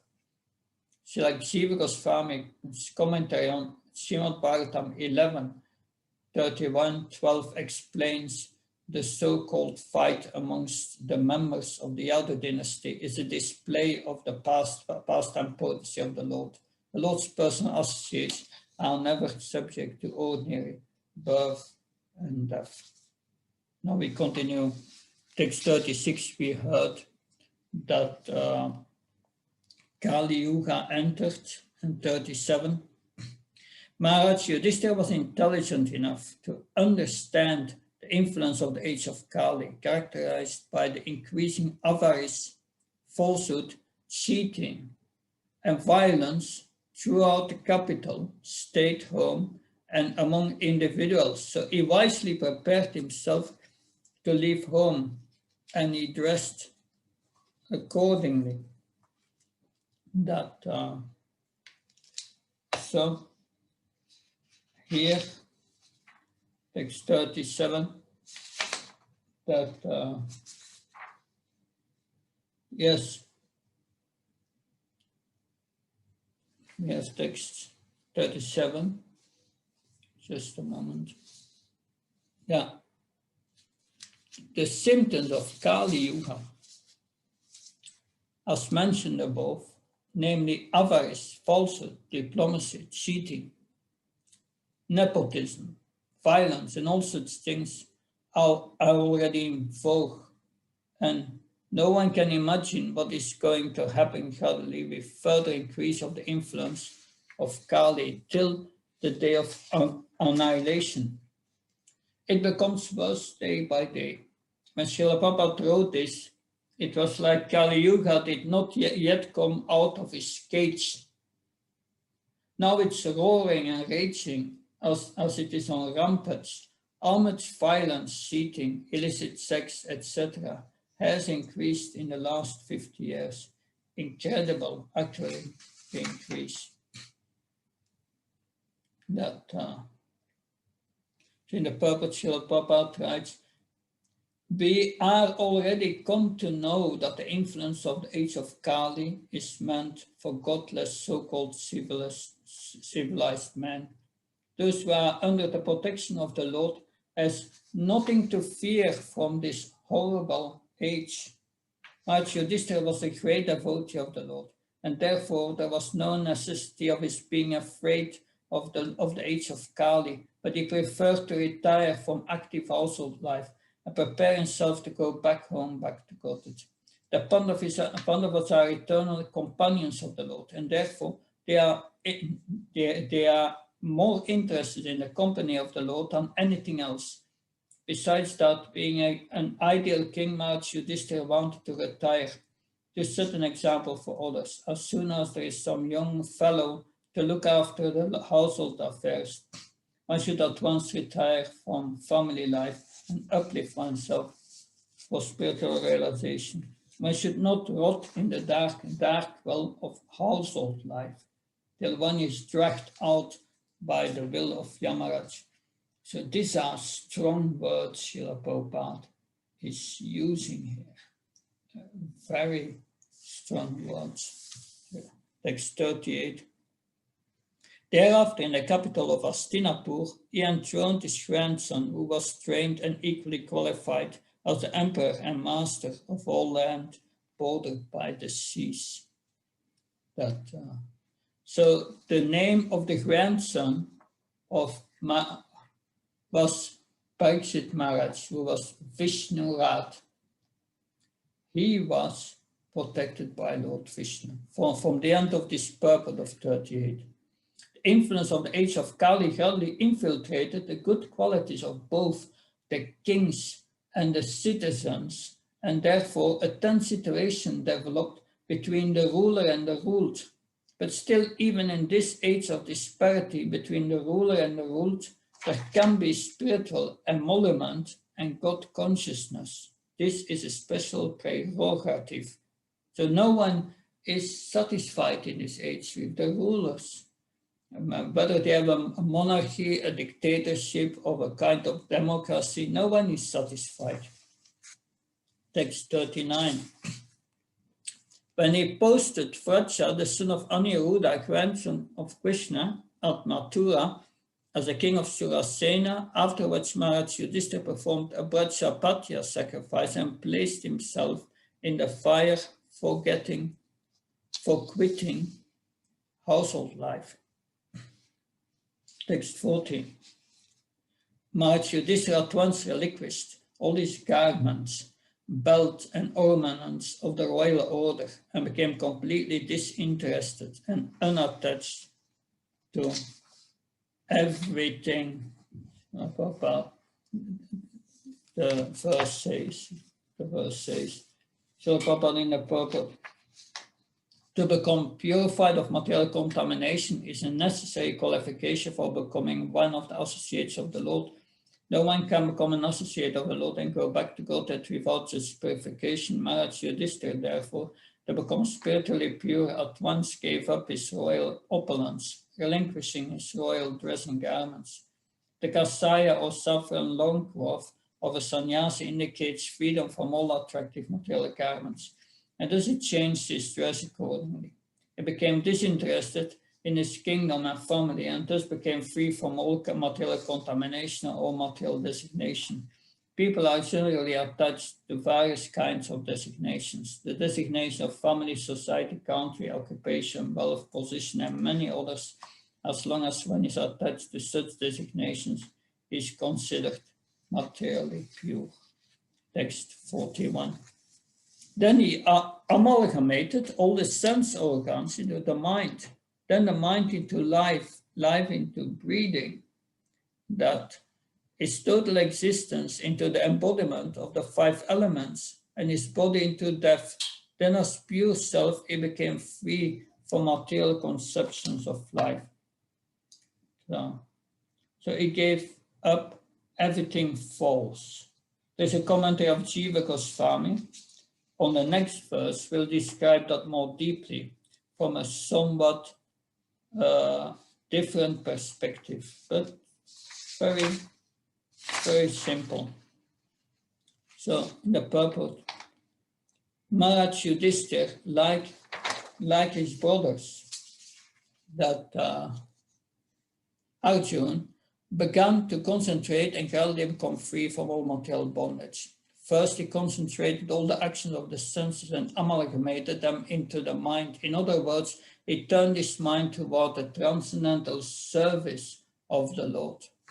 He prayed that since all material activities are performed by the mind in terms of actions and reactions of the material senses, and since he was going back to Godhead, his mind would wind up its material activities and be turned towards the transcendental service of the Lord. Text 42.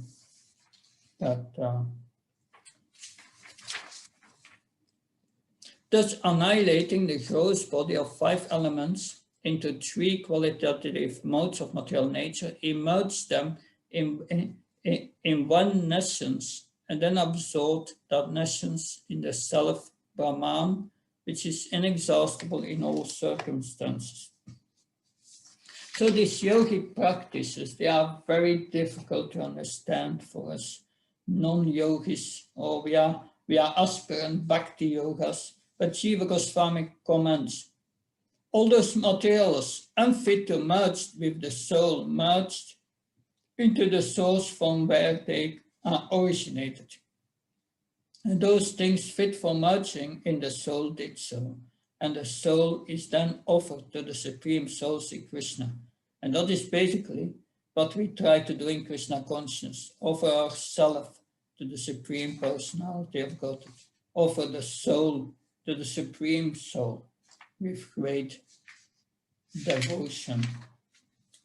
So in the purport that Lord Yudhishthira, after distributing his kingdom to Parikshit and Vraja, did not think himself the emperor of the world or the head of the Kuru dynasty.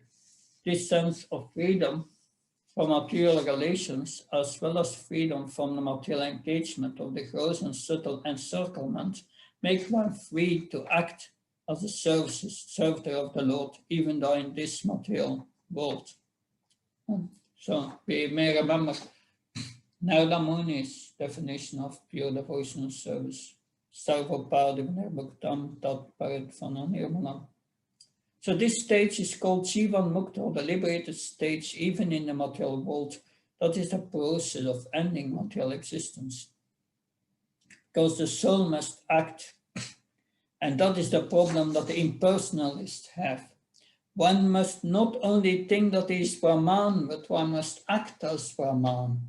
Only one who thinks himself Brahman is an impersonalist, and one who acts like Brahman is a pure devotee. In the next verse, we have the word anaviksamana, waiting, without waiting for.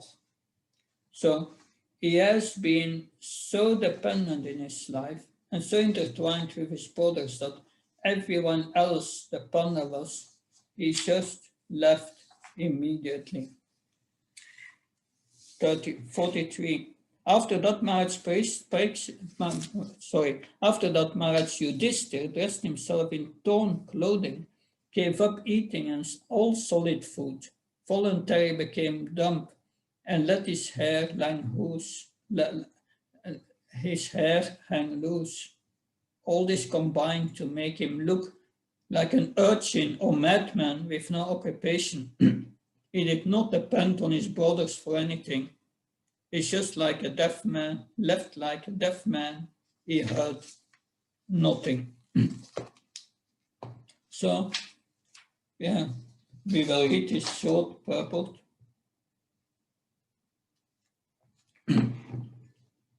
Thus being freed from all external affairs, he had nothing to do with imperial life or family prestige. And for all practical purpose, he posed himself exactly, like an inert, mad urchin, and did not speak of material affairs. He had no dependence on his brothers, who had all along helping him. This stage of complete independence from everything is called a purified state of fearlessness. Text 44. He then started towards the north, treading the path accepted by his forefathers and great men, to devote himself completely to the thought of the Supreme Personality of Godhead, and he lived in that way wherever he went. So he only remembered Krishna. He did not doubt that he had any other occupation than to remember Krishna. The last line of Srila Prabhupada's purport to 44. The Lord instructs in Bhagavad Gita 1862 that one must become a devotee of the Lord at the last stage of one's life. Sincere soul of the Lord, like Maharaj Yudhishthira, must abide by the instruction of the Lord for his own interest. The specific words Brahma Param indicate Lord Krishna. That is corroborated in the Bhagavad Gita 10:13 by Arjuna with reference to great authorities like Asita, Deval, Narada, Vyas. Thus Maharaj Yudhishthira, while leaving home for the north, constantly remembered Lord Krishna within himself, following in the footsteps of his forefathers as the great devotees of all time. So this is the departure of the Pandavas from this world. 645. The younger brother Maharaj Yudhishthira observed that the age of Kali had already arrived throughout the world, and that the citizens of the kingdom were already affected by a religious practice. Therefore, he decided to follow in the footsteps of his elder brother. 646. They all performed all the principles of religion, and as a result, rightly decided that the lotus feet of the Lord are the supreme goal of all. Therefore, they meditated upon his feet without interruption. Prabhupada's purport to text 46. In the Bhagavad Gita 7:28, the Lord says that only those who have done pious deeds in previous life and have become free from the results of all impious acts can concentrate upon the lotus feet of the Lord Sri Krishna. The Pandavas, not only in this life but also in their previous lives, had always performed the supreme pious work, and thus they are ever free from all the reactions of impious work. It is quite reasonable, therefore, that they concentrated their minds upon the lotus feet of the Supreme Lord Sri Krishna. So, text 47, 48. Thus, by pure consciousness, due to constant devotional remembrance, they attained the spiritual sky, which is ruled over by the Supreme Narayan, Lord Krishna. This is attained only by those who meditate upon the Supreme Lord without deviation. This abode of Lord Sri Krishna, known as Goloka Vrindavan, cannot be attained by persons who are absorbed in the material conception of life, but the Pandavas, being completely washed of all material contamination, attained that abode in their very same bodies. So, in the purport of this verse, which is very significant. According to Srila Jiva Goswami, a person freed from the three modes of material qualities, namely goodness, passion, and ignorance, and situated in transcendence, can reach the highest perfection of life without change of body. Srila Sanatana Goswami in his Hari Bhaktivaibhava says that a person, whatever he may be, can attain perfection of a twice-born Brahman by undergoing the spiritual disciplinary actions under the guidance of a bona fide spiritual master, exactly as a chemist can turn gunmetal into gold by chemical manipulation. It is therefore the actual guidance that matters in the process of becoming a Brahman, even without change of body, or in going back to Godhead without changing of body. Srila Jiva Goswami remarks that the word he used in this connection positively affirms this truth, and there is no doubt about this factual position. In Bhagavad Gita 40:26 also affirms this statement of Srila Jiva Goswami, when the Lord says that anyone who executes devotional service systematically without deviation can attain the perfection of Brahman by surpassing the contamination of the three modes of material nature.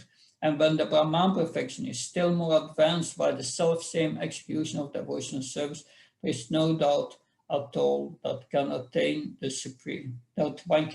supreme spiritual planet, Golok, Loka Vrindavan without change of body, as we have already discussed in connection with the Lord's returning to his abode without change of body. Now the Pandavas all left. What happened to Vidura? Text 49. Vidura, while on pilgrimage, left his body at Prabhas. Because he was absorbed in thought of Lord Krishna, he was received by the denizens of the Pitriloka planet when he returned to his original post. Vidura went back to his position of Yamaraj, and the Pandavas went back to their position to enjoy Krishna in the spiritual world. Text 50. Draupadi also saw that her husbands, without caring for her, were leaving home. She knew well about Lord Vasudeva, Krishna, the personality of Godhead. Both she and Subhadra became absorbed in thoughts of Krishna and attained the same result as their husband. So the purport of text 40 is a famous purport of Prabhupada and very powerful. When flying an airplane, one cannot take care of other planes. Everyone has to take care of his own plane. And if there is any danger, another plane can help another in that condition. Similarly, at the end of life, when one has to go back to Godhead, back home, back to Godhead, everyone has to take care of himself without help rendered by another. The help is, however, offered on the ground before flying in space. Similarly, the spiritual master, the father and the mother, the relatives, the husbands, and all others can all render help during one's lifetime. But while crossing the sea, one has to take care of himself and utilize the instructions formerly received.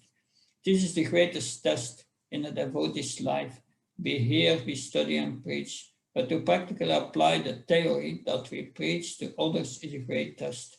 And how successful we are in applying this will be the test at the time of death. Draupadi had 5 husbands, and no one asked Draupadi to come. Draupadi had to take care of herself without waiting for her great husbands. And because she was already trained, she at once took up concentration on the lotus feet of Lord Vasudeva, Krishna, the personality of Godhead.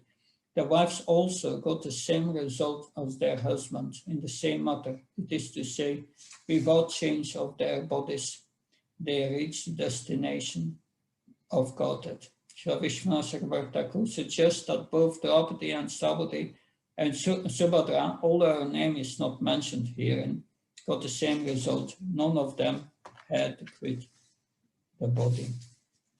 Text 51, the last text. The subject of the departure of the sons of Pandu for the ultimate goal of life back to Godhead is fully auspicious and is perfectly pure. Therefore, anyone who hears this narration with devotion and faith certainly against the devotional service of the Lord, the highest perfection of life. The last perfect.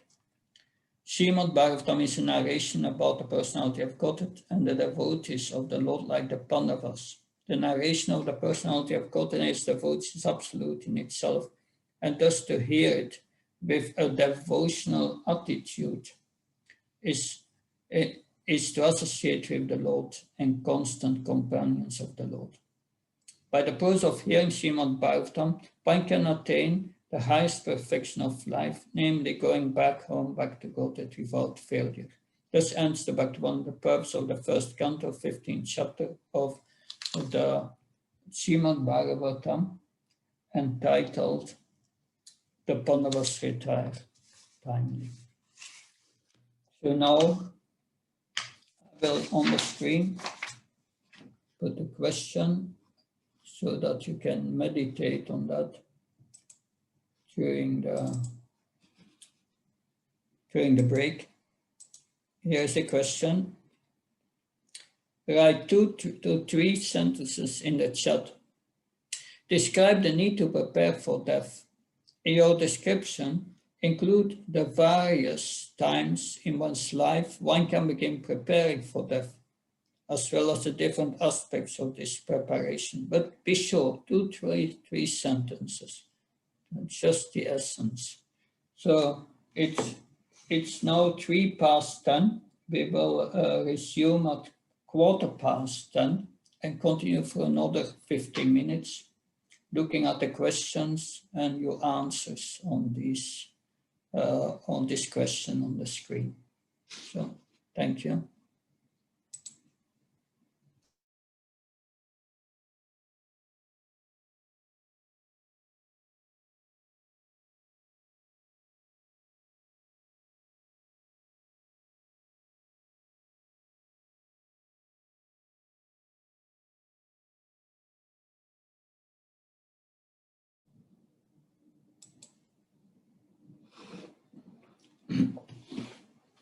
Hare Krishna, here we can resume, but we will first look at the questions in the chat from Mother Shyama Priya, related to text 35. Please enlighten us, I am still unable to understand when we learn Lord's incarnations like fish are eternal existing. This is applicable for other incarnations as well, like Nrsimhadev took such a form of a half man and lion only for a specific purpose, to kill Hiranyakashipu to protect Prahlad Maharaj. It is not really correct to say that the Lord took this form, because the Lord has this form eternally. Lord Nrsimhadev has in Vaikuntha his own planet with his devotees. That he has his form eternally. And all these forms of the Lord, they are within Krishna. They are that, so they can manifest, and Krishna is in every atom. So it can manifest from any place, one of his forms, suitable for his pastimes, but his forms are eternal. So it did not take a form. The form is eternal. It's difficult to understand for us, because we have no experience in our conditioned state with eternality.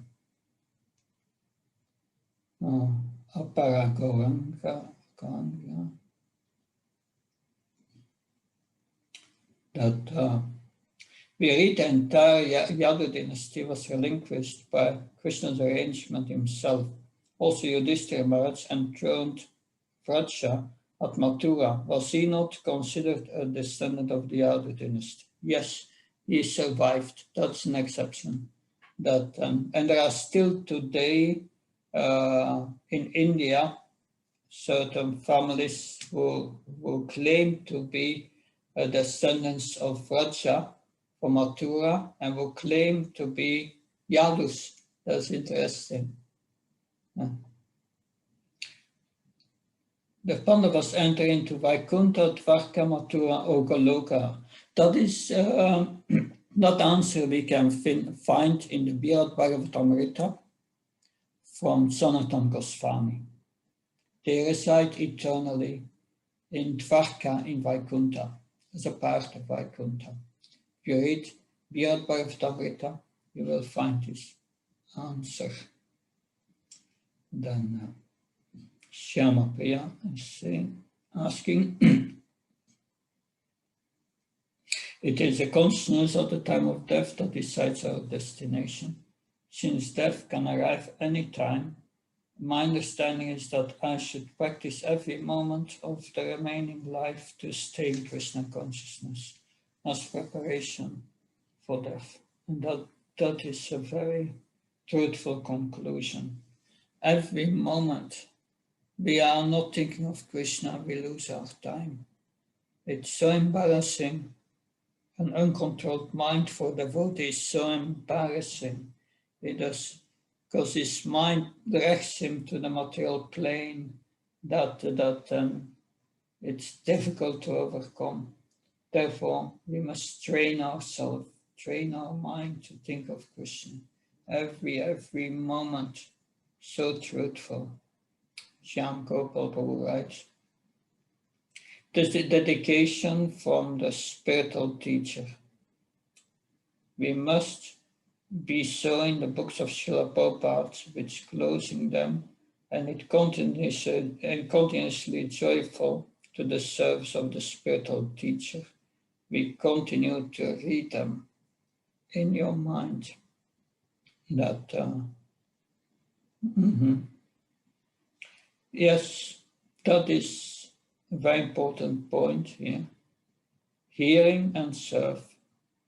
These are two important principles. But serve with devotion, that bring our mind to the point of being absorbed with devotion, because it's like karma yoga in the Bhagavad Gita. You have different levels. The lowest level is karmana evodakariste marvelesha kadachana. You act out of duty. Krishna is not involved. You do it out of duty. A higher level is, yes, is, yeah, Shaknarta Kamano Yatra Lukyam Karma Bandhana. You do it as a sacrifice for Krishna. You give the result to Krishna. While you're doing the service, you may forget Krishna, but you do the result for Krishna. A higher level is you do your activity itself for Krishna. And you think with devotion on him while you are doing it. And that's the level we must get. Everything short of that will still not be sufficient to go back to God. And that's a training. Yes, serving, hearing, on the order of the spiritual master. Paragohanga. The need to prepare for death is an absolute necessity, since death is inevitable. One can die at any point during one's lifetime, so the preparation for death should be started as early as possible, and is never late to do, and it is never late to do so. The most crucial aspect of preparation is to be able to completely focus one's mind and attention on Krishna and nothing else. It can be done if we practice remembering Krishna always while we are alive and engage ourselves in loving the devotional service of the Lord. That's true. That to focus our minds with complete attention to Krishna. We have seen the Pandavas here. They had no interest in anything anymore than thinking of Krishna. And they became completely absorbed in it.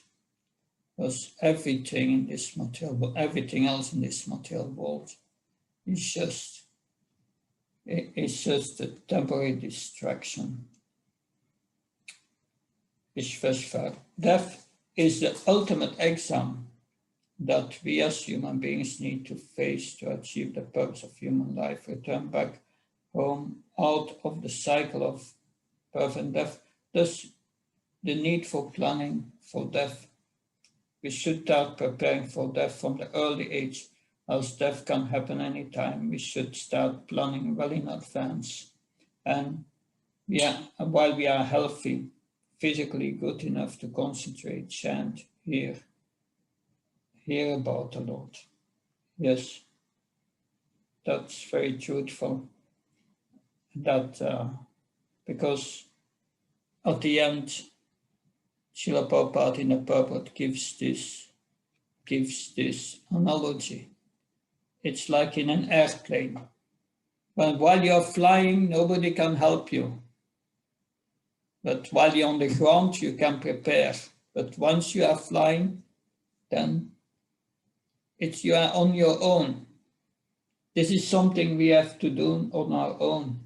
But we have to take the association of devotees and their help while we are on the ground, while we are still in this body.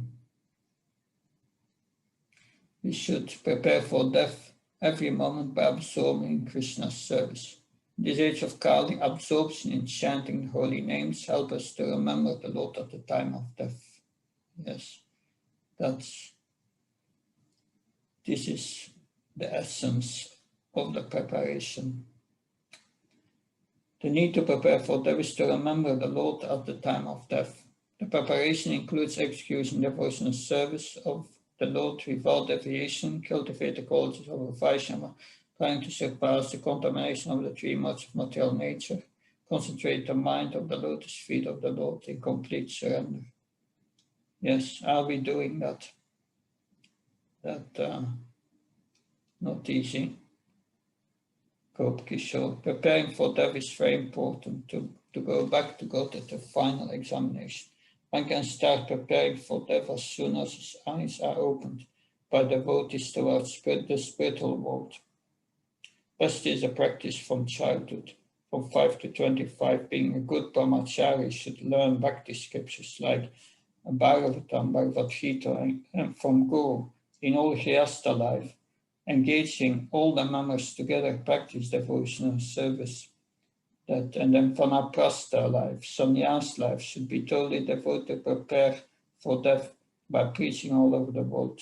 Those who preach in any ashram are very dear to Krishna, and the best practice to prepare to death. Yes, and that's also my experience. If you preach, if you try to give it to others, then you get it. You start to understand something. It's so difficult. Something you understand. But that something can save you. That we should constantly chant, remember Krishna, hear about his leelas, reduce our engagement with material things where possible, give our worldly responsibles to the next generation. The last sentence is important. Don't think that you cannot be missed in your position. We heard about Vidura and how Vidura was Yamaraj. And Yamaraj was, when he came to take part in the pastimes of the Lord, immediately was replaced by someone else. So you don't think you are irreplaceable. Of course, Srila Prabhupada, we heard in previous chapters, spoke about transcendental cheating. That's yes, Radha Krishna. It is said that life is a preparation for death, is examination. Everyone is tested at the time of death. Time controls everyone. According to Vedic system, from Brahmacharya ashram onwards, one has to be trained to become detached from this world or retired life. Is the stage of becoming detached and prepare for death. Different aspects, like one has to absorb to hear the name, the fame pastimes of the Lord, so that one can transcend from the three modes of material nature. These are also important aspects. So we had a lot of good advice. Upananda Keshav Prabhu, yes, you can speak. So, Upananda Keshav Prabhu, please unmute and speak. You have raised your hand. Yeah, seems no reply. If there's someone else have a question, please raise your hand. Then this is a very important chapter. It was a long chapter.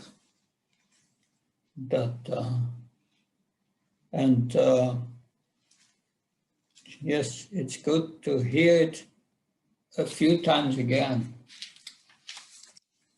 Mother Sita Thakurani, please speak. You have unmute. Yeah. Hare Krishna, Maharaj. My question is, text 49, it is explained the difference between the Pandavas and Vidura. Yeah. Mm-hmm. That's it seemed that, yeah, it was which text? What is the text number? 49. 49. 49. Vidura, while on pilgrimage, left his body at Prabhas because he was absorbed in thoughts of Krishna. He was received by the denizens of the Pitriloka planet when he returned to his eternal original post. There is nothing mentioned of Uttara there in this verse 49. Is it another one? That 49. It's about Vidura 49. That any In purport, it was the purport? an incarnation of Yamaraj, an internal servitor of the Lord. He displays his devotion actually by the attempt and living a life of a wise man. I need some explanation in that. What was the difference? Because both are the devotee of the Lord. Yeah, so Vidura, he went back to his post as Yamaraj. Yeah. He's one of the 12 Mahajans. Like when in the beginning, before Krishna's pastimes, Mother Earth went to complain to Brahma, and they went together to Svetadvip, where Lord Brahma meditated on Kshirodakashayi Vishnu, and he got a message that all the demigods should prepare and take birth in the Yadu dynasty, and so on. They should prepare to take part in his pastimes. And Vidura was one of these demigods. And after the pastime, they go back to their posts. So that's the situation of Vidura. But the Pandavas, they are the Lord eternal associates who travel with him from universe to a system. That Arjuna, it is said, every time speaks Bhagavad Krishna makes arrangement with his eternal energy that he asks questions on the battlefield, and Krishna speaks Bhagavad Gita. That's a part of Arjuna's service. He's going from one universe to another to assist the Lord. So these eternal associates, some are going back to Vaikuntha, and some are traveling with him. That some are parts of partial aspects of Vaikuntha residents. It's quite a science to understand that deeply. But anyway, I hope this helps. We will hear more about this in later cantos. Thank you so much, Maharaj. Okay. Hare Krishna, Prabhu. Dandavata Pranam. Hare Krishna. There is a story of the Pandavas going, through Rishikesh and then through Kedarnath, along with Draupadi, and along there is a dog which is there who is actually Dharamraj. So, what about that story? Yeah. When they are finally leaving their body. Yeah, there are a lot of versions of the Mahabharata. And some of these versions are not according to Vaishnava Siddhanta. And we are, in that sense, devotees do not accept this. So yes, these stories are there. Also that Yudhishthira Maharaj and the Pandavas went to heaven, and they see there Duryodhana is enjoying, but then the Pandavas meet Krishna, and they say, yes, we don't want to stay here. This is not our place. And they go to the next universe, to assist Krishna again in his pastimes. So there are different understandings there that Mahabharata, there are some things in it which are not according to our Siddhanta. That's what I can say. But, yes. Someone else had another question? Thank you, Prabhu. Thank you. Hare Krishna. Hare Krishna. Good. Then we will continue tomorrow.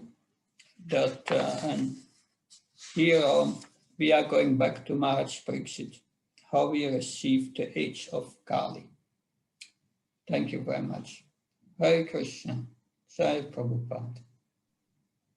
Hare Krishna, Prabhu. Jai.